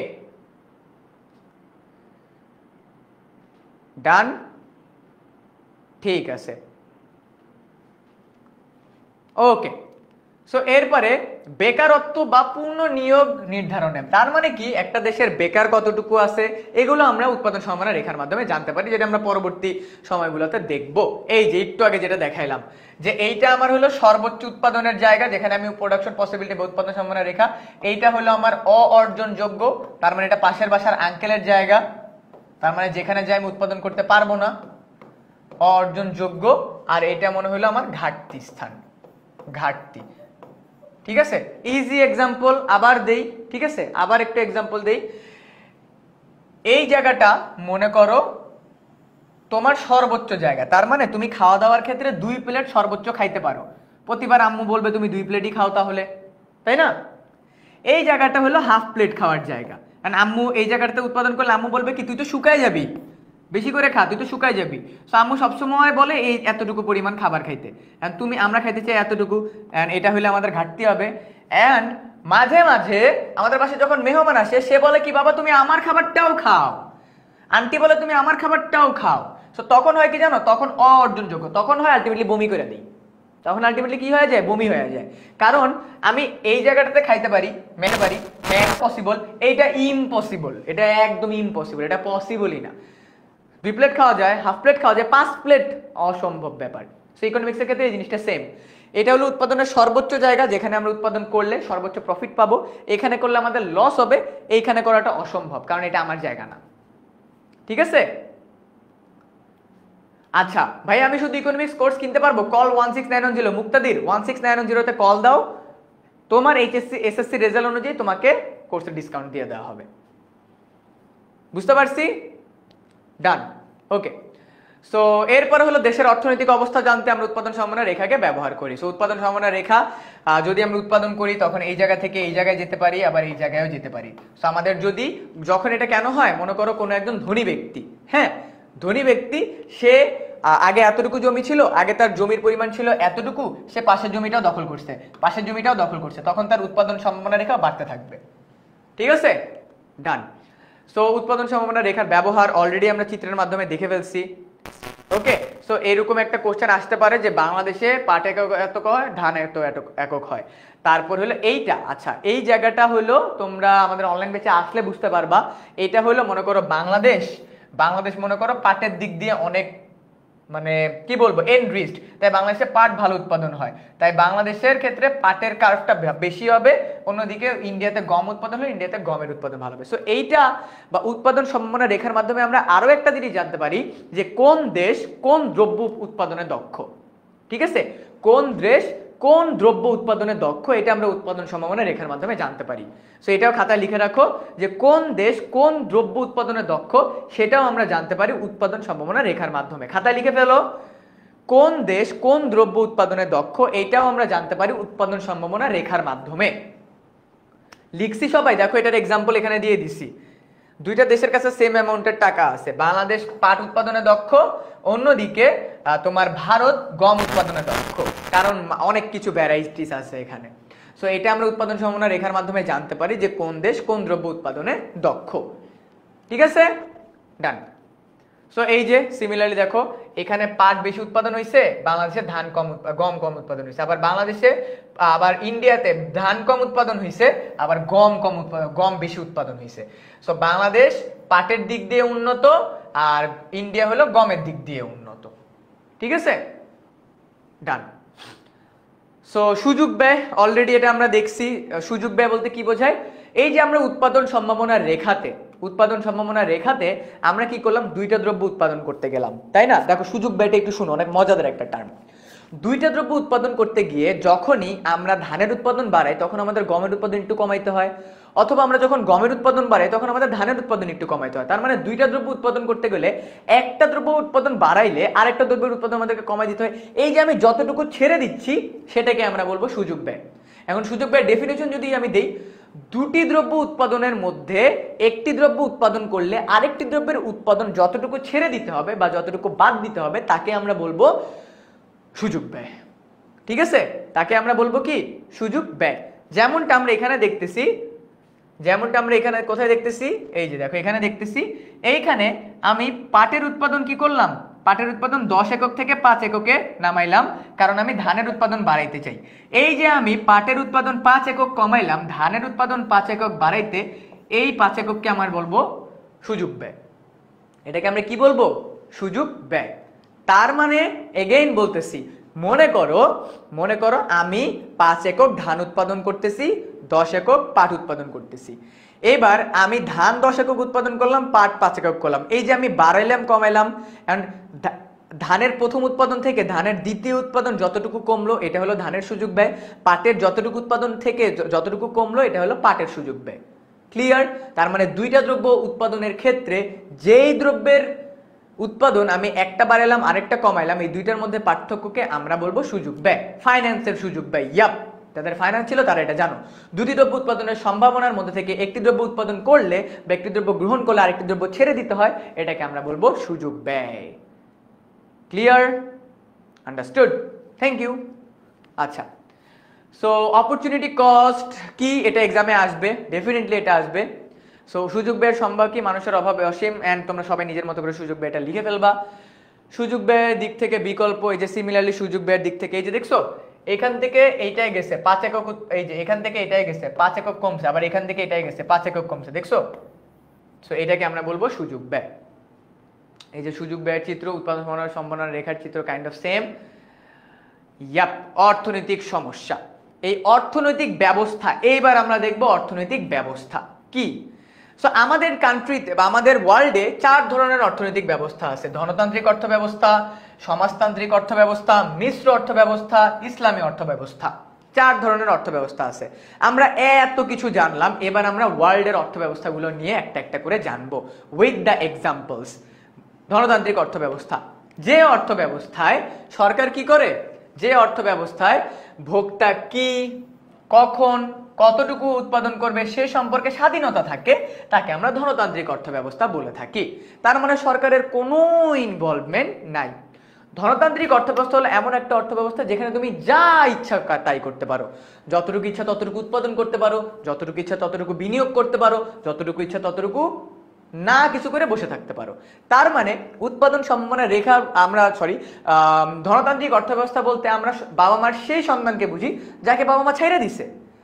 যা বেটা জিলে আপনি জিন্দেগি, 3 ইডিয়টসে যেমন বলছিল না ফারহানকে, যা বেটা জিলে আপনি জিন্দেগি, ওই যে জিলে আপনি জিন্দেগি হলো আমাদের উৎপাদন ধনতান্ত্রিক অর্থব্যবস্থা, যে যা ইচ্ছা তাই কর, কোনো সমস্যা নেই। কিন্তু বাবা আমাদের এরপরেই আছে, আচ্ছা আমরা ধনতান্ত্রিক অর্থব্যবস্থার কিছু বৈশিষ্ট্য দেখি। সামাজিক শ্রেণী বিভাগ সর্বোচ্চকরণ, মানে কি, যে আর্ন করতেছে সে আর্ন করে, যে করতে পারে না সে করতেই পারে না। ঠিক আছে। অন দ্য আদার হ্যান্ড মুনাফা ভিত্তিক একক উদ্যোগ, তার মানে এখানে যে যার মতো ইচ্ছা উৎপাদন করে, তার মানে মুনাফা অনেক বেশি। অবাধ প্রতিযোগিতা, যার ইচ্ছা যে যখন ইচ্ছা প্রোডাক্ট বানায়, যে যখন ইচ্ছা প্রোডাক্ট প্রাইস বাড়ায়, হোয়াট এভার, কারণ কোনো কন্ট্রোল নাই এখানে। শ্রেণী বিভক্তি, আয় বন্টন অসমতা, যারা আর্ন করে তারা সবসময় আর্নই করে, যারা লস করে তারা সবসময় লসই করে। ঠিক আছে, ওকে। পুঁজি ও উৎপাদনের কেন্দ্রীভূত, তারপর হলো স্বয়ংক্রিয় বাজার ও দাম ব্যবস্থা। তো স্বয়ংক্রিয় বাজার ও দাম ব্যবস্থা মানে কি, দর দাম করার মাধ্যমে একটা বাজার হয়। সো স্বয়ংক্রিয় দাম ব্যবস্থা বলতে আমরা কি বুঝি, এটা আমরা সবাই লাস্টে বুঝবো, এটা আমরা একটু পরে লাস্টে বুঝবো। হ্যাঁ, চাহিদা যোগান যখন বুঝাবো তখন আমরা বুঝবো। ঠিক আছে, চাহিদা যখন বুঝবো তখন আমরা এটা তোমাদেরকে বলবো। আচ্ছা, এরপরে আমাদের আছে সমাজতান্ত্রিক। সমাজতান্ত্রিক অর্থব্যবস্থা হলো এমন অর্থব্যবস্থা তোমাকে একদম নির্দিষ্ট করে বলে দিবে, যাই করো এলাকার বাইরে যাবা না, সন্ধ্যা 6টার মধ্যে বাসায় ঢুকবা। তার মানে একদম রেস্ট্রিকশন দিয়ে দিছে। সরকার বলে দিবে তুমি এত টাকার চাল খাইতে পারবা, এত টাকার ডাল খাইতে পারবা, এভাবে চুল কাটতে পারবা, অমুক বাউন্ডারির মধ্যে থাকতে পারবা, এই জায়গা থেকে বাইরে যাওয়া যাবে না, একদম ফুললি রেস্ট্রিক্টেড। মনে করো বাংলাদেশের ক্যান্টনমেন্ট এরিয়া। ঠিক আছে, তুমি চাইলে কলার খোসা এখানে ফালাইতে পারবা না। তো সমাজতান্ত্রিক অর্থব্যবস্থা বলতে এইটাই বোঝায় যে ধনতান্ত্রিকের ঠিক উল্টা, ধনতান্ত্রিকের ঠিক উল্টা। এন্ড সমাজতান্ত্রিক অর্থব্যবস্থার সবচেয়ে বড় এক্সাম্পল হলো উত্তর কোরিয়া। উত্তর কোরিয়াতে তুমি চুল কিভাবে কাটবে এটা পর্যন্ত তোমাকে বলে দেওয়া হয়। 17 ক্যাটাগরির ছেলেরা চুল কাটতে পারে। ঠিক আছে, 17টা মানে স্টাইলে চুল কাটতে পারে, এটা বলে দেওয়া হয়। তো সমাজতান্ত্রিক অর্থব্যবস্থা হলো এইটাই, সরকারের বিধিনিষেধ থাকবে, ধনতান্ত্রিকের কিচ্ছুই থাকবে না। এরপরে আসতেছে হলো আমাদের কি, এই দুইটার মধ্যে পার্থক্য। এন্ড এইচএসসি তে এইটা আসবেই, ধনতান্ত্রিক অর্থব্যবস্থা এবং সমাজতান্ত্রিক অর্থব্যবস্থার মধ্যে পার্থক্য কি। ঠিক আছে, ধনতান্ত্রিক অর্থব্যবস্থা এবং সমাজতান্ত্রিক অর্থব্যবস্থার মধ্যে কি পার্থক্য আছে তোমাদেরকে বলে দিতে হবে। আমরা বলে দিবা ধনতান্ত্রিক অর্থব্যবস্থাতে বিধিনিষেধ নাই, সমাজতান্ত্রিক অর্থব্যবস্থাতে বিধিনিষেধ আছে। ধনতান্ত্রিক অর্থব্যবস্থাতে রাষ্ট্রীয় মালিকানায় থাকে, মালিকানা নাই, সমাজতান্ত্রিকে আছে। তারপরে স্বয়ংক্রিয় দাম ব্যবস্থা আছে, প্রতিযোগিতা আছে, এখানে দাম ব্যবস্থা অনুপস্থিত। ঠিক আছে, ওকে। তারপরে মিশ্র অর্থব্যবস্থা। মিশ্র অর্থব্যবস্থা হলো এমন একটা অর্থব্যবস্থা যেটা বাংলাদেশ অর্থব্যবস্থা। এখানে ফ্লেক্সিবিলিটিও আছে, স্বাধীনতাও আছে। স্বাধীনতার পাশাপাশি with great power comes great responsibility. ঠিক আছে, এখানে আমাদের দেশে সরকার কি বলে দেয়, তুমি উৎপাদন করো কিন্তু প্রাইস এটার উপরে যাইতে পারবা না। ঠিক আছে, তার মানে মিশ্র অর্থব্যবস্থা বলতে বোঝায় যেখানে আমার ধনতান্ত্রিক, ঠিক আছে, যেখানে আমার ধনতান্ত্রিক প্লাস সমাজতান্ত্রিক একত্র করা হয়, এটা হইল বাংলাদেশ। এটা কি, এটা হইল বাংলাদেশ। তার মানে বাংলাদেশে ইকোনমিতে কি বলা আছে, যে তোমরা চাইলে সর্বোচ্চ বিনিয়োগ করতে পারবা, বাট বিনিয়োগ করলেও মনে করো সরকার বলো তুমি বিনিয়োগ করো, কিন্তু সরকার প্রাইস রেঞ্জ ঠিক করে দেয়। ঠিক আছে, সরকার কি করে দেয়, প্রাইস রেঞ্জটা ঠিক করে দেয়। এন্ড এই ক্যাটাগরির মানুষ হলো কি সাধারণ ছেলে মেয়ে যেগুলো আছে সেগুলো, যে ওদেরকে ফ্লেক্সিবিলিটিও দিছে, ওদেরকে স্বাধীনতাও দিছে, ওদেরকে রেস্ট্রিকশনও দিছে। ঠিক আছে, এটা হলো মিক্স, এটা হলো কি মিশ্র অর্থ ব্যবস্থা। এন্ড এক্সামে প্রশ্ন আসবে, উদ্দীপকে বলবে এইখান থেকে কেমন সৃজনশীল আসবে বলে দেই। এখানে বলবে যে উদ্দীপকের একটি দেশ, যে দেশের ভিতরে সরকার সবাইকে বাধা ধরা নিয়মের আওতায় রেখেছে, কেউ তার নিজের ইচ্ছা মতো চলতে পারে না। অন্যদিকে অপর একটি দেশ, যে দেশের সরকার কোনো ধরনের চিন্তা ভাবনা না করা ছাড়াই জনগণকে নিজের মতো করে ছেড়ে দিয়েছে। তো গ নম্বরে আসবে উদ্দীপকে প্রথম দেশটি কেমন দেশ, সমাজতান্ত্রিক দেশ, দ্বিতীয় দেশটি কেমন দেশ, ধনতান্ত্রিক দেশ। এন্ড ঘ নম্বরে বলবে দুইটি দেশের মধ্যে পার্থক্য কি সেটি উল্লেখ করো। শেষ। ঠিক আছে, ডান। এরপরে আমাদের আছে হইলো তোমার কি, এরপরে আমাদের আছে হইলো তোমার ইসলামী অর্থব্যবস্থা। ইসলামিক আইন মোতাবেক যে অর্থব্যবস্থা আছে তাকে আমরা ইসলামী অর্থব্যবস্থা বলে থাকি। As simple as that, every single thing should be followed according to Islamic শরিয়া। ঠিক আছে, ইসলামী শরিয়া। সো এটা হলো ইসলামী অর্থ ব্যবস্থা। ঠিক আছে, ডান। সুদ আলাদা এন্ড আমরা সবাই জানি। ওকে, এরপরে আমাদের আছে সামষ্টিক অর্থনীতি, ব্যষ্টিক অর্থনীতি। বাট এইটার আগে আমি তোমাদেরকে ইম্পর্টেন্ট দুইটা জিনিস বোঝাবো, একটা হলো চাহিদা আর একটা হলো যোগান। একটা কি চাহিদা আর একটা যোগান। সবাই এবার খেয়াল করো, ইকোনমিক্সের ভিত্তি চাহিদা আর যোগান। মানে আমার শরীর মানে কখন থেকে নিষ্পিস করতেছিল যে আমি কখন চাহিদা আর যোগান বুঝাবো। আমি যা যা লেখাবো বুঝবা, নোট ডাউন করবা সবাই। প্রথমে আমি যাচ্ছি চাহিদা। ঠিক আছে, চাহিদা অথবা চাহিদা বিধিও বলা হয় এটাকে, চাহিদা বিধি। সবাই মাথায় রাখবা, হ্যাঁ? আচ্ছা, চাহিদার ক্ষেত্রে আমাদেরকে সবসময় একটা জিনিস মাথায় রাখতে হবে, দাম বাড়লে চাহিদা, দেখো আমি এইভাবে লিখি, দাম বাড়লে কি হবে? চাহিদা কমবে। আবার দাম কমলে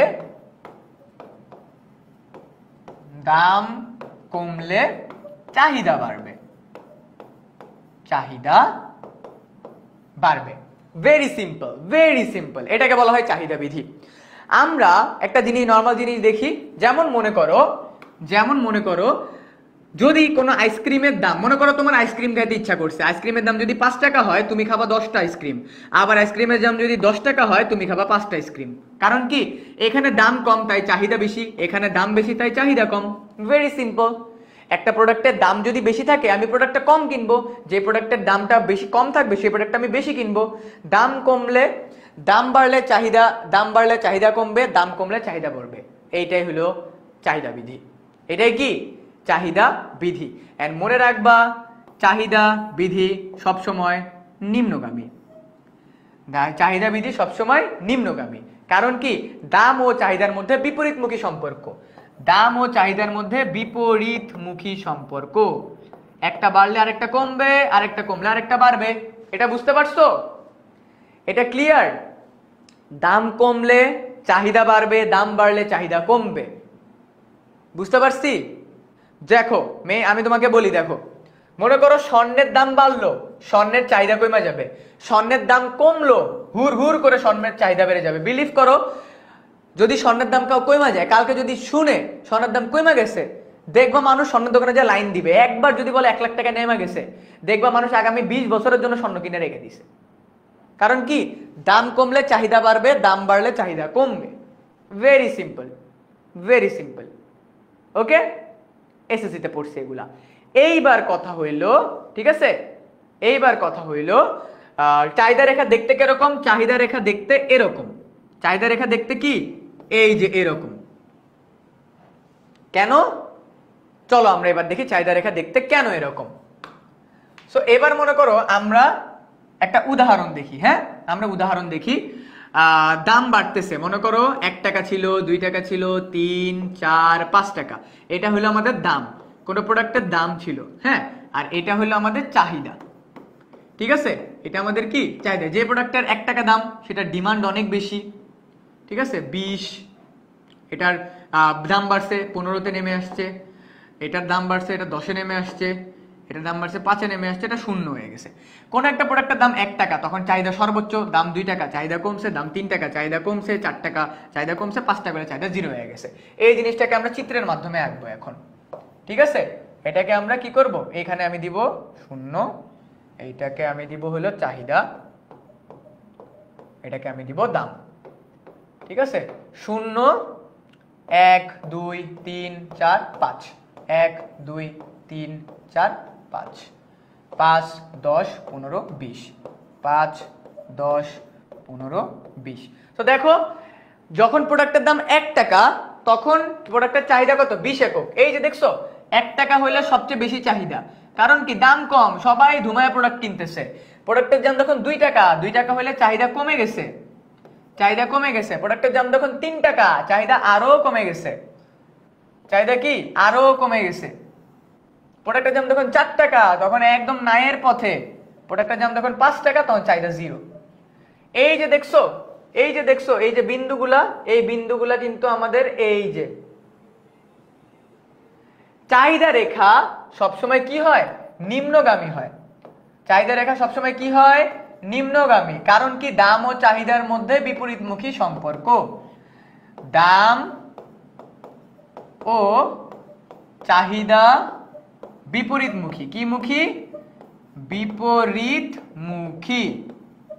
মনে রাখবো সবাই সবাই, এটা বুঝছি দাম ও চাহিদার মধ্যে অলওয়েজ বিপরীতমুখী সম্পর্ক, এই জন্য চাহিদা রেখা হয় নিম্নগামী। এই জন্য চাহিদা রেখা কি হয়? নিম্নগামী। সবাই বুঝছি নাকি? আমাকে একটু কমেন্টে জানাও সবাই কি বুঝছি। দাম ও চাহিদার মধ্যে বিপরীতমুখী সম্পর্ক। সবাই স্ক্রিনশট নিয়ে রাখো এইটা অলসো এইটা স্ক্রিনশট নিয়ে রাখো। আমি তোমাদেরকে এইচএসসির মিনিমাম 20 মার্কের কোশ্চেন সলভ করে দিতেছি। এইচএসসির 20 মার্কের কোশ্চেন সলভ, বুঝতেছো? ক্লাসের ফার্স্ট ডেতে তুমি এইচএসসির কোশ্চেন সলভ করতেছো।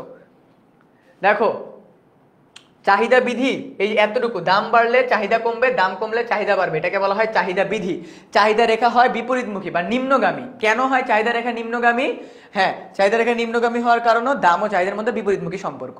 ভাই ইকোনমিক্স পেইড ক্লাসে কি এগুলো আবার পড়ানো হবে? হ্যাঁ, এগুলো আবার পড়ানো হবে, কারণ আজকেরটা আমাদের ফ্রি ক্লাস, এজন্য এগুলো আমাদের আবার পড়ানো হবে। সবাই নিশ্চয়ই এসএস ডান। ভাইয়া চিত্রটা আবার বুঝান।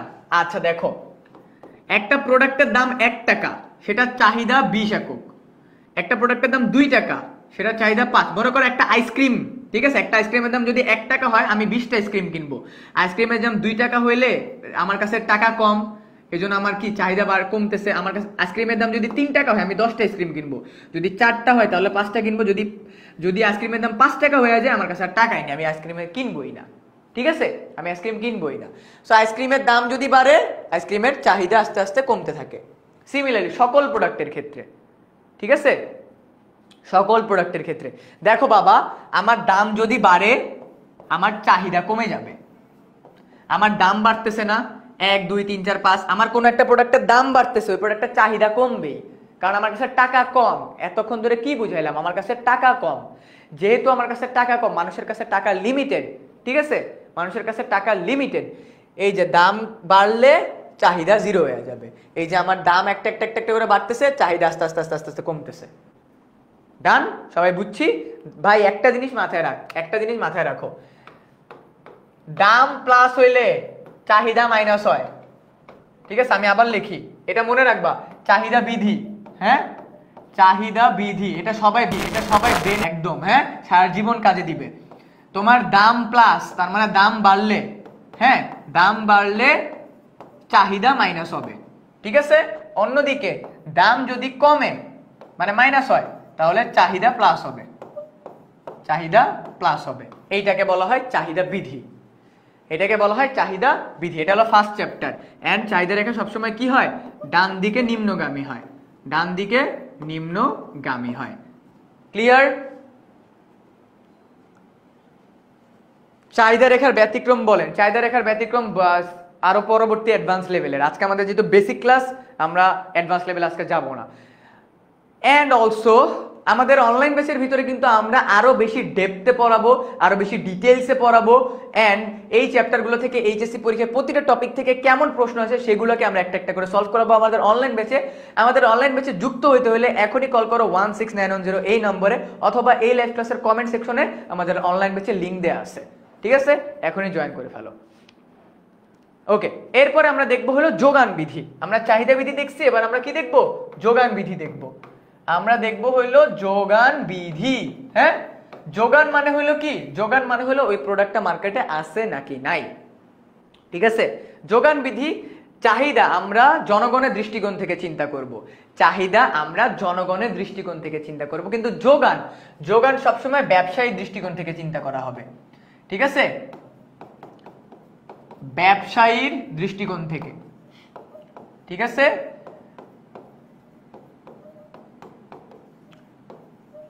আমরা চাহিদা নিয়ে যখন কথা বলবো, চাহিদার সাথে কার সম্পর্ক? চাহিদার সাথে জনগণের সম্পর্ক। তাই চাহিদার ক্ষেত্রে আমরা জনগণকে নিয়ে কথাবার্তা বলছি। কিন্তু যোগান মানে কি? যোগান মানে হলো যার কাছে প্রোডাক্টটা আছে, ঠিক আছে, যার কাছে প্রোডাক্ট আছে তাকে নিয়ে আমরা কথাবার্তা বলবো। প্রোডাক্ট কার কাছে থাকে? প্রোডাক্ট থাকে হলো বিক্রেতার কাছে, মানে দোকানে। ওই দোকানের ক্ষেত্রে আমরা যখন কথা বলি, তখন আমরা বলবো দোকানদার সবসময় চিন্তা করলে আমার প্রোডাক্টের দাম বাড়লে আমার প্রোডাক্টের চাহিদা বাড়বে, কারণ কি? কারণ প্রফিট বেশি হবে। অন দ্য আদার হ্যান্ড কোন প্রোডাক্টের যদি দাম কমে যায় দোকানদার কি করে? ওই প্রোডাক্টের চাহিদা মার্কেট থেকে সরায় দেয়, কারণ প্রফিট কম। যোগানের ক্ষেত্রে প্রফিট কানেক্টেড। কি কানেক্টেড? প্রফিট। কারণ যোগান ইজ অল অ্যাবাউট বিজনেসম্যান। ঠিক আছে? হ্যাঁ, দাম আর যোগানের মধ্যে অথবা দাম আর চাহিদার মধ্যে কি সম্পর্ক? আচ্ছা ওয়েট, এটা যোগান হবে, সরি যোগান হবে, চাহিদা বলা যায় বাট যোগান। যোগান মানে কি? প্রোডাক্টটা দোকানে আসে নাকি না। দেখবা যেই প্রোডাক্টের দাম বেশি ওই প্রোডাক্ট দোকানে থাকেও বেশি, কারণ মুনাফা বেশি হয়। যে প্রোডাক্টের দাম কমে যায় ওই প্রোডাক্ট দোকান থেকে সরায় দেওয়া হয়, কারণ লস হয়ে যায়। ঠিক আছে? কারণ কি হয়ে যায়? লস হয়ে যায়। বুঝতে পারছি? এন্ড এইটাকেই বলা হয় যোগান বিধি। দাম ও যোগানের মধ্যে সমমুখী সম্পর্ক। দাম ও যোগানের মধ্যে কি সম্পর্ক? সমমুখী সম্পর্ক। অন দ্য আদার হ্যান্ড দাম ও চাহিদার মধ্যে বিপরীতমুখী সম্পর্ক। ঠিক আছে? এটার মধ্যে কি সম্পর্ক? এন্ড যোগান রেখা সবসময় হয় ঊর্ধ্বগামী। যোগান রেখা সবসময় হয় কি? ঊর্ধ্বগামী। যোগান রেখা হয় ঊর্ধ্বগামী, কারণ দাম ও যোগান, দাম ও যোগান, যোগান হলো সমমুখী সম্পর্ক। কি মুখী সম্পর্ক? সমমুখী সম্পর্ক। ঠিক আছে? যোগান মানে হলো প্রোডাক্টটা মার্কেটে আছে নাকি নাই। যোগান মানে হলো প্রোডাক্টটা মার্কেটে আছে নাকি নাই। ওকে, বুঝতে পারছি? এবার একটা ম্যাথে যাব। হ্যাঁ, এবার একটা ম্যাথে যাই। সো মনে করো সেম কথা এখানেও যাবে। হ্যাঁ, মনে করো প্রোডাক্টের দাম, দোকানদার প্রোডাক্টের যোগান। হ্যাঁ, যোগান প্রোডাক্টের দাম কত থেকে যাব? হ্যাঁ 5 হইলে এটা যাবে 10, এটা হলো যদি 10 এটা যাবে 15, এটা যদি হয় 15 এটা হবে 20, এটা যদি হয় 20 এটা হবে 25, এটা যদি হয় 25 এটা হবে 30। তার মানে কি? দাম বাড়তেছে, আমার যোগানও বাড়তেছে। হ্যাঁ, আমার যোগানও বাড়তেছে, কারণ দাম ও যোগানের মধ্যে সমমুখী সম্পর্ক বিদ্যমান। হ্যাঁ, দাম ও যোগানের মধ্যে সমমুখী সম্পর্ক বিদ্যমান। কারণ কি? কারণ ব্যবসায়ী চিন্তা করে কি, যখন আমার একটা প্রোডাক্টের দাম বাড়বে তখন আমার প্রোডাক্টের প্রফিটও বাড়বে। আমি দোকানে বেশি প্রোডাক্ট রাখলে একটা প্রোডাক্ট বিক্রি করলে প্রোডাক্টের প্রফিট বেড়ে যাবে আমার। সো আমি যদি এখানে লিখি 5, 10 দামের ক্ষেত্রে 5, 10, 15, 20, 25। হ্যাঁ, 25, 20, 15, 10, 5। এবার আমি যদি 10, 15, 20, 25, 30, 10, 15, 20, 25, খুবই সিম্পল। এইটা 5 হইলে 10 হইলে এত, এটা হইলে এত, এটা হইলে এত, এটা হইলে এত। এই যে দেখছো আমরা একদম ক্লিয়ারলি দেখতেছি না? ঠিক আছে, আমার চিত্র আঁকাটা একটু উল্টাপাল্টা হয়েছে, এই জন্য দেখছো চাহিদা এটা একদম ইজি, একদম সমান হবে। হ্যাঁ, এটা একদম সমান হবে। এই যে চাহিদা রেখা দাম ও যোগানের মধ্যে সমমুখী সম্পর্ক হওয়ার কারণে যোগান রেখা ঊর্ধ্বগামী, চাহিদা রেখা নিম্নগামী। ক্লিয়ার? বুঝতে পারছি? It is very clear. So আমরা আজকের ক্লাসে চাহিদা শিখলাম, যোগান শিখলাম, ভোগ শিখলাম, তারপর হলো তোমার আর কি কি শিখছি আমি নিজেও ভুলে গেছি। ওকে, ইয়াপ। এইবার আমরা একটা কাজ করি, দেখো তো আমরা চাহিদা রেখা, এখন আরেকটা মজার পয়েন্ট বাকি আছে, আরো একটা মজার পয়েন্ট বাকি আছে এখনো। দেখো এই যে আমাদের চাহিদা রেখা এটা নিম্নগামী, আমাদের যোগান রেখা এটা ঊর্ধ্বগামী। এই দুইটাকে যদি একত্র করে দিই তাহলে একটা ক্রস আসে না? এই ক্রসকে বলা হয় আমাদের ভারসাম্য বিন্দু। চলো দেখি ভারসাম্য বিন্দু কি। আমাদের ভারসাম্য বিন্দু কি। হ্যাঁ, ভারসাম্য। তার মানে আমাদের কথা হইলো আমরা প্রোডাক্টের চাহিদা অনুযায়ী মার্কেটে যোগান কতটুকু রাখবো এইটা আমরা বুঝে ফেলবো। তার মানে চাহিদা রেখা, চাহিদার বক্স এবং যোগানের বক্স যদি একত্র করি তার মানে আমাদের তখন কি চলে আসবে? তখন আমাদের চলে আসবে হলো ভারসাম্য বিন্দু। So let's see. মনে করো দাম, চাহিদা, যোগান। ঠিক আছে, দাম, চাহিদা, যোগান। সো চলো আমরা দেখি 1 টাকা, 2 টাকা, 3 টাকা, 4 টাকা, 5 টাকা। ওকে, সো আমাদের যে প্রোডাক্টের দাম 1 টাকা সেটার চাহিদা মনে করো 20, এটার 2, এটা 15, হ্যাঁ, এটা 3 হইলে 10, এটা হইলে 5, এটা হইলে 0। কারণ কি? আমার প্রোডাক্টের দাম বাড়ছে, আমার প্রোডাক্টের চাহিদা কমছে। কিন্তু দাম বাড়লে তো যোগান বাড়বে, তাই না? দাম বাড়লে কি বাড়বে? যোগান বাড়বে। সো আমি দাম বাড়ছে তার মানে আমার যোগানও বাড়ছে, দাম বাড়ছে, দাম বাড়লে যোগান বাড়বে, তার মানে আমার এখানে কোনো একটা পয়েন্ট এসে সিমিলার হইতে হবে। সো আচ্ছা আচ্ছা দেখো দেখো কথা হলো কি, দেখো যে প্রোডাক্টের দাম কম ওই প্রোডাক্ট দোকানে রাখাই হয় না। যে প্রোডাক্টের দাম কম, দেখো 1 টাকা এই প্রোডাক্ট, আমি কি বলছি যোগানের ক্ষেত্রে, চাহিদার ক্ষেত্রে তো এটা বিপরীতমুখী হবে, বাট এইটা কমলে এইটাও কমবে, আর যোগানের ক্ষেত্রে এইটা বাড়লে এইটাও বাড়বে। যোগানের ক্ষেত্রে যে প্রোডাক্টের দাম কম ওই প্রোডাক্ট দোকানে রাখা হয় না, প্রোডাক্টের দাম বাড়লে আস্তে আস্তে প্রোডাক্টটা দোকানে আসে। 2 টাকা হইলে এটা 15 ডিমান্ড আসে, 3 টাকা হইলে এটা 10 হয়। হ্যাঁ wait a minute, yup. So এই যে দেখো 2 টাকা হইলে এই প্রোডাক্টের ডিমান্ড কত হবে, এইটা হলো মনে করো তোমার কত বলা যায়, আমি ধরলাম এটা 20, ঠিক আছে, এটা 20, এটা 30, এটা 40, এটা 50। সো এইখানে একটু ডিফারেন্ট হবে, কারণ কি আমি বলি, কারণ আমি এটা একটা অ্যাপ্রক্সিমেট ধরছি। হ্যাঁ এটা যদি একদম ফিগার আউট করে একদম ক্লিয়ারলি ধরা হইতো তাহলে এইখানে কাইন্ড অফ তোমার এরকম হইতো, যোগানটা আমি যদি এভাবে আসি 5, 10, 15, 20, ইয়েস, এত বেশি যাওয়া যাবে না, আমি এইভাবে যাব, ইয়েস, এটা 5, এটা 10, এটা 15, এটা 20, ওকে এবার মিলছে, হ্যাঁ এইবার মিলছে। দেখো আমি একটা একটা করে দেখব, চাহিদার ক্ষেত্রে প্রোডাক্টের দাম বাড়ছে, চাহিদা কমছে, যোগানের ক্ষেত্রে প্রোডাক্টের দাম বাড়ছে, যোগানও বাড়ছে। এইবার আমি একটা চিত্রের ভিতরে চাহিদা যোগান দুইটাই আঁকবো, সবাই এবার একটু খেয়াল করো। হ্যাঁ দাম, এখানে আমি চাহিদা ও যোগান দুইটাই আঁকতেছি, চাহিদা রেখা যোগান রেখা এবার একসাথে আসতেছি, এইটা এইচএসসি তে আসবেই আসবেই আসবে, এইটা ভালোভাবে দেখো, এইটা সবাই একটু ঠান্ডা মাথায় ভালোভাবে দেয়, ওকে ঠান্ডা মাথায় ভালোভাবে দেখো, I request each one of you. হ্যাঁ এটা বুঝলে ভাইয়া তোমার ইকোনমিক্স ফার্স্ট পেপার কি এইচএসসি ফার্স্ট ইয়ারের একটা সৃজনশীল কমপ্লিট, একটা সৃজনশীল কমপ্লিট। সো আমি একটু কালারটা চেঞ্জ করে আঁকবো এবার, হ্যাঁ কালারটা চেঞ্জ করে আঁকবো। সো আমি দামে যাচ্ছি 1, 2, 3, 4, 5, 2, 3, 4, 5, 1, 2, 3, 4, 5। সো আমি চাহিদা দিয়ে দিছি, এবার আমি যোগানে যাব। হ্যাঁ আমি কালার চেঞ্জ করি, আমি এবার চাহিদাতে যাব। সো চাহিদার ক্ষেত্রে আমার কি ছিল, 0, হ্যাঁ 0 ছিল, 5, 10, 15, 20, 5, 10, 15, 20। আমি আগে চাহিদা রেখা আঁকবো, আগে কি রেখা আঁকবো, চাহিদা রেখা আঁকবো। সবাই খেয়াল করি, হ্যাঁ সবাই খেয়াল করি, যে প্রোডাক্টের দাম 1 টাকা ওই প্রোডাক্টের ডিমান্ড 20, যে প্রোডাক্টের দাম 2 টাকা ওই প্রোডাক্টের ডিমান্ড 15, যে প্রোডাক্টের দাম 3 ওইটার ডিমান্ড 10, যে প্রোডাক্টের দাম 4 টাকা ওইটার ডিমান্ড 5, যে প্রোডাক্টের ডিমান্ড 0 এটার ডিমান্ড এইখানেই শেষ। ঠিক আছে, তার মানে আমরা বুঝতে পারলাম, তার মানে আমরা যদি একটু ভালোভাবে চিত্রটা আঁকি তখন আমাদের কি হবে, তখন আমাদের চাহিদা রেখা এই যে গেছে, ওকে চাহিদা রেখা এই যে গেছে। সো আমার চাহিদা রেখা ডান, হ্যাঁ আমার চাহিদা রেখা ডান, আমি এইটা আর এইটা কমপ্লিট করছি।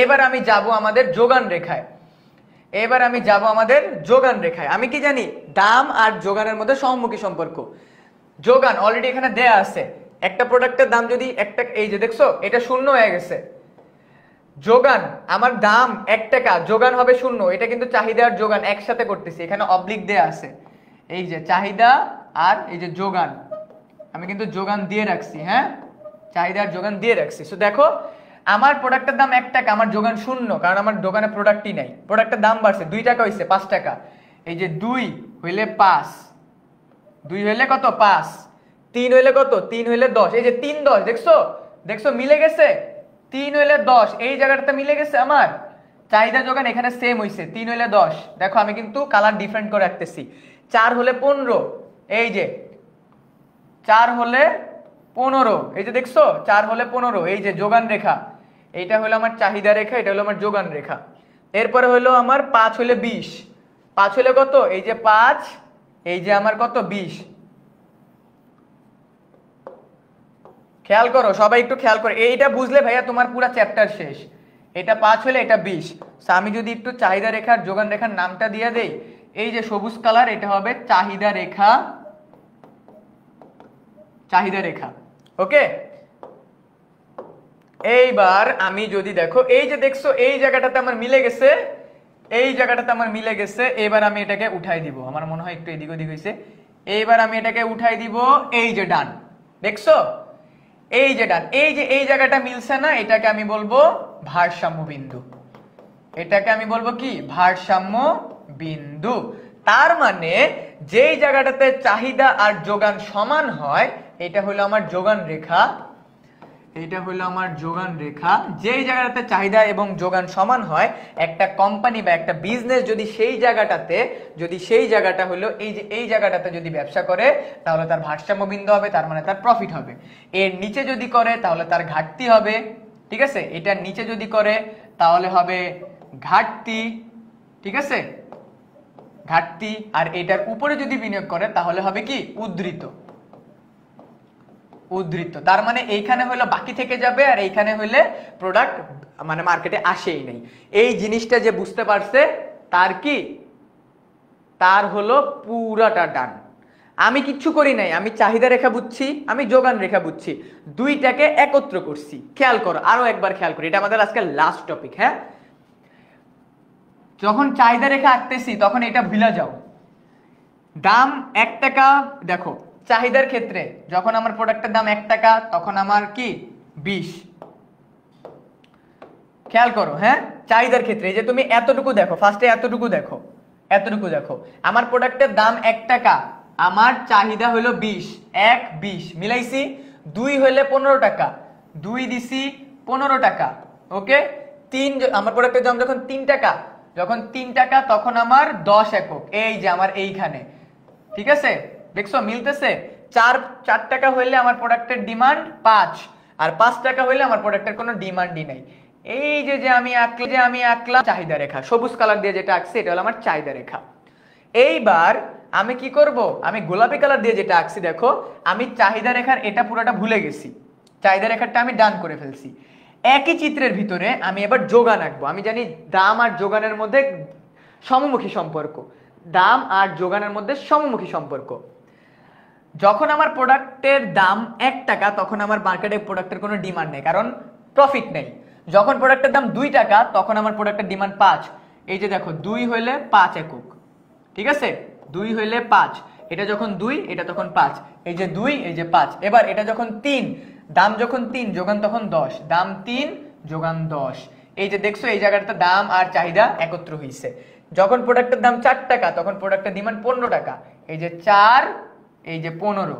আর যখন 5 টাকা তখন 20 একক, কারণ এখানে প্রফিট সর্বোচ্চ। এই দুইটা জিনিস কোন জায়গায় মিলিত হইছে? এই দুইটা মিলিত হইছে এই যে প্রোডাক্টের দাম যেখানে 3 টাকা, প্রোডাক্টের ডিমান্ড এবং যোগান সেখানে 10-10। এইটা হইলো আমার ভারসাম্য বিন্দু। এইটা হইলো আমার ভারসাম্য বিন্দু। যারা এখনো বুঝো নাই তাদের জন্য একটা জিনিস বলবো, ক্লাস শেষ হওয়ার পর ঠান্ডা মাথায় আধা ঘন্টা ব্রেক নিয়ে ভাইয়ার এই পুরো জায়গাটা তুমি 2-3 বার দেখলে তোমার এটা পুরোটা ক্লিয়ার হয়ে যাবে। যারা যারা স্ক্রিনশট নিতে চাও স্ক্রিনশট নিয়ে রাখতে পারো, যারা যারা স্ক্রিনশট নিতে চাও স্ক্রিনশট নিয়ে রাখতে পারো। ইয়েস, সবাই বলতেছে জি ভাইয়া ক্লিয়ার। ওকে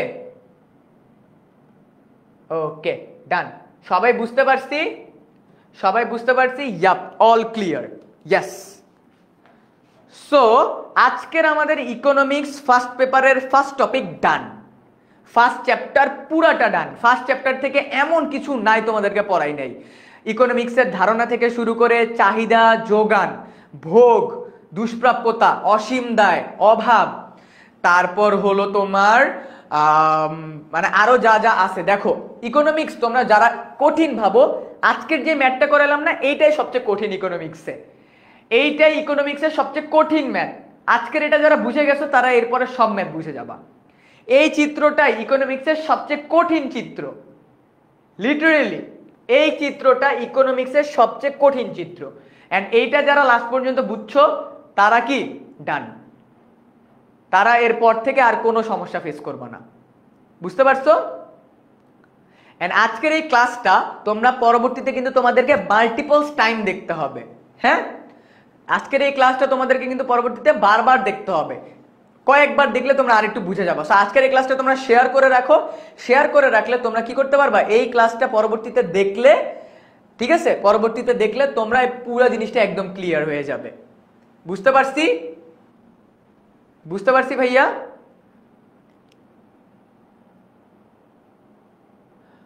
কি বলছে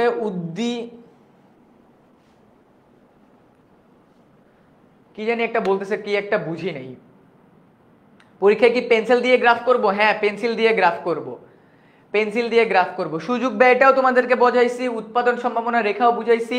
যারা ক্লাসটা কয়েকটা পয়েন্টে বুঝো নাই, ঠিক আছে, তারা কি করবা, ক্লাসটা শেষ হওয়ার পর রেকর্ডেড ক্লাসটা ফেসবুকে থেকে যাবে, রেকর্ডেড ক্লাসটা দেখবা। রেকর্ডেড ক্লাসটা দেখলে তোমার জন্য এই জিনিসটা আরো বেশি ক্লিয়ার হয়ে যাবে, একদম ক্লিয়ার হয়ে যাবে। আহামরি কিচ্ছু পড়াই নাই, একদম ইজিয়েস্ট ওয়েতে বুঝাইছি, একদম ইজিয়েস্ট ওয়ে। আমার পিছনে যে চিত্রটা, এই চিত্রটা যদি কেউ বুঝে, তার ইকোনমিক্সের আর কোনো ভেজাল নাই, কারণ এটা ইকোনমিক্সের সবচেয়ে কঠিন চিত্র। ঠিক আছে, এটা ইকোনমিক্সের সবচেয়ে কঠিন চিত্র। অ্যান্ড ইকোনমিক্সের সবচেয়ে কঠিন চিত্রটা আজকে তোমাদের ফার্স্ট ক্লাসে এইচএসসির কোশ্চেনও সলভ করালাম, এভরি সিঙ্গেল থিং ক্লিয়ার করে দিয়ে দিছি। সো আজকের ক্লাসের কোন মোমেন্টটা তোমাদের ভালো লাগছে সেটার স্ক্রিনশট নিবা, এইচএসসি 27 স্টাডি স্টুডেন্টস গ্রুপে পোস্ট করবা, বাংলাদেশের সবাইকে জানাবা যে হ্যাঁ, আমাদের ইকোনমিক্সে ভালো করানোর জন্য, হিউম্যানিটিসের স্টুডেন্টদের এ প্লাস পাওয়ানোর জন্য 10 মিনিট স্কুলের পক্ষ থেকে ইকোনমিক্স এবং জিওগ্রাফি কোর্স নিয়ে আসা হয়েছে। আমাদের অনলাইন ব্যাচে যারা যারা জয়েন করতে চাও তারা এখনই কল করো 16990 এই নাম্বারে।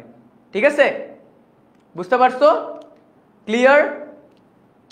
ওকে, এবার বলো আজকে ক্লাসটা তোমাদের সবার কেমন লাগছে? এন্ড একদম ঠিক রাইট টাইমে আমাদের পড়ার টপিক ডান, এভরি সিঙ্গেল থিং যা যা ছিল সবকিছু পড়াইছি আজকের ক্লাসে। ঠিক আছে, আজকে ক্লাসে সবকিছু পড়াইছি। এবার আমাকে একটু কমেন্টে জানাও, এই 10 মিনিট স্কুল তোমাদের জন্য for the first time online batch আনছে, এন্ড অনলাইন ব্যাচের আজকে ছিল আমাদের ফার্স্ট ফ্রি ক্লাস। ক্লাসটা সবার কেমন লাগছে আমাকে একটু জানাও। ঠিক আছে, বলো আমাকে সবাই ক্লাসটা সবার কেমন লাগছে আমাকে একটু জানাও। এন্ড ক্লাসের কোন মোমেন্টটা তোমাদের ভালো লাগছে সেটার স্ক্রিনশট নাও এন্ড ডান জানাই দাও। ওকে ভাইয়া, দ্য বেস্ট ক্লাস এভার। ভাইয়া আমি অলরেডি এনরোল করছি। গ্রেট গ্রেট, যারা অলরেডি এনরোল করছে তোমাদের সবাইকে বলতে চাই, কিছুদিনের পর থেকেই আমাদের প্রায় আর 1 সপ্তাহ বা 2 সপ্তাহ পর থেকে আমাদের অনলাইন ব্যাচের ক্লাস স্টার্ট হয়ে যাবে। ঠিক আছে, অনলাইন ব্যাচের ক্লাস স্টার্ট হয়ে যাবে। ওকে, এইচডব্লিউ দেন। ইয়াপ, একটা এইচডব্লিউ দিব তোমাদের সবাইকে আজকে। ঠিক আছে, তোমাদের সবাইকে একটা এইচডব্লিউ দিব। সো এইচডব্লিউটার জন্য আমাদের কোথায় যেতে হবে? আমাদের ইয়াপ, এখানে তো সব দেয়া আছে, দিব এইচডব্লিউ দিব। ওয়েট কর একটু, এমসিকিউ ছিল তোমাদের জন্য। আচ্ছা, এইচডব্লিউ কই? ইয়াপ, এইটা এইচডব্লিউ তোমাদের সবার। এইটার উৎপাদন সম্ভাবনা রেখাটা আঁকবা, এইটার উৎপাদন সম্ভাবনা রেখা আঁকবা। ঠিক আছে, এইটার উৎপাদন সম্ভাবনা রেখা আঁকবা। সবাই একটু স্ক্রিনশট নাও, সবাই একটু স্ক্রিনশট নাও। এইটার উৎপাদন সম্ভাবনা রেখা আঁকবা। এটা হলো 30, এটা হলো 0। ঠিক আছে, এইটার উৎপাদন সম্ভাবনা রেখা আসবা। আচ্ছা, 0, 10, 20, 25, 30, 0, 15, 25, 30। ওকে ফাইন, রেখা উৎপাদন সম্ভাবনা রেখা হবে? হ্যাঁ হবে, হয়ে যাবে। 0, 15, 25, 30, 32, 0। ওকে, হয়ে যাবে। এটার উৎপাদন সম্ভাবনা রেখা আঁকবা। ঠিক আছে, ওকে ডান। সো আজকের আমাদের ক্লাসটা এই পর্যন্ত। যারা যারা স্ক্রিনশট নিতে চাও স্ক্রিনশট নিয়ে ফেলো। ঠিক আছে, ক্লাসের রিভিউ দেওয়ার জন্য স্ক্রিনশট নিতে চাইলে স্ক্রিনশট নিতে পারো। এন্ড আমি তোমাদের সবাইকে, আচ্ছা ম্যাক্রো ইকোনমিক্সটা একটু বলেন। ওকে ফাইন, আমি একটু মুখে বলে দিই। সামষ্টিক অর্থনীতি বলতে বোঝায় যেখানে দেশের অর্থনীতির সকল কিছু নিয়ে আলোচনা করা হয়, তাকে আমরা সামষ্টিক অর্থনীতি বলি। আর ব্যষ্টিক অর্থনীতি বলতে বোঝায় যেখানে অর্থনীতির ছোট ছোট বিষয়গুলো নিয়ে আলোচনা করা হয়, সেটাকে আমরা ব্যষ্টিক অর্থনীতি বলি। ব্যষ্টিক অর্থনীতি বলতে বোঝায় যেমন একটা ইন্ডিভিজুয়াল মানুষ, একটা ইন্ডিভিজুয়াল পরিবার, একটা ইন্ডিভিজুয়াল কোম্পানি। আর যখন আমরা ব্যষ্টিক সামষ্টিক অর্থনীতি নিয়ে কথা বলি তখন দেশের অর্থ ব্যবস্থা, দেশের ব্যাংক ব্যবস্থা, দেশের মুদ্রা ব্যবস্থা, দেশের অর্থনীতি, এই জিনিসগুলোকে নিয়ে কথাবার্তা বলা হবে। ক্লিয়ার? সবাই বুঝে গেছি? স্ক্রিনশট নেওয়া ডান। ভাই ইকোনমিক্সের কি মাস্টার বুক আছে? এখন পর্যন্ত নাই ভাইয়া। ভাই এইচডব্লিউ কই সাবমিট করবো? এইচডব্লিউ আমরা সাবমিট করবো এইচএসসি 27 স্টার স্টুডেন্টস গ্রুপে। এইচএসসি 27 স্টার স্টুডেন্টস গ্রুপে রিভিউ এইচডব্লিউ নেক্সট 4-5 দিন ওই গ্রুপ একদম ভাইসা যেতে হবে। ঠিক আছে, ঠিক আছে, ছুটি দেন ভাইয়া। হ্যাঁ, এখনই ছুটি দিব। সো সবাই ক্লাসের কোন মোমেন্টটা ভালো লাগছে সেটার স্ক্রিনশট নিয়ে বা স্ক্রিনশট নিয়ে এইচএসসি 25 স্টার স্টুডেন্টস এই গ্রুপে রিভিউ দিবা। আজকের ক্লাসটা তোমাদের সবার কেমন লাগছে অ্যান্ড আই গেস ক্লাসটা তোমাদের সবার অনেক অনেক অনেক ভালো লাগছে। যা যা কিছু আছে সব কিছু পড়াইছি, কোনো কিছু বাদ দেইনি, ঠিক আছে? হ্যাঁ, স্লাইডও দিয়ে দিব, স্লাইড দিব তাদেরকেই যারা ক্লাসের রিভিউ দিবা। যাও, যারা ক্লাসের রিভিউ দিবা এইচএসসি 27 স্টার স্টুডেন্ট গ্রুপে, তাদের সবাইকে স্লাইড প্রোভাইড করে দিব, ঠিক আছে? ওকে, সো আজকের আমাদের ক্লাসটা এই পর্যন্তই। আই গেস ক্লাসটা তোমাদের সবার অনেক ভালো লাগছে অ্যান্ড পরবর্তী ইকোনমিক্স ক্লাসের জন্য ওয়েট করতে থাকো। সে পর্যন্ত সবাই ভালো থাকো, সুস্থ থাকো, সবাইকে শুভরাত্রি, আসসালামু আলাইকুম।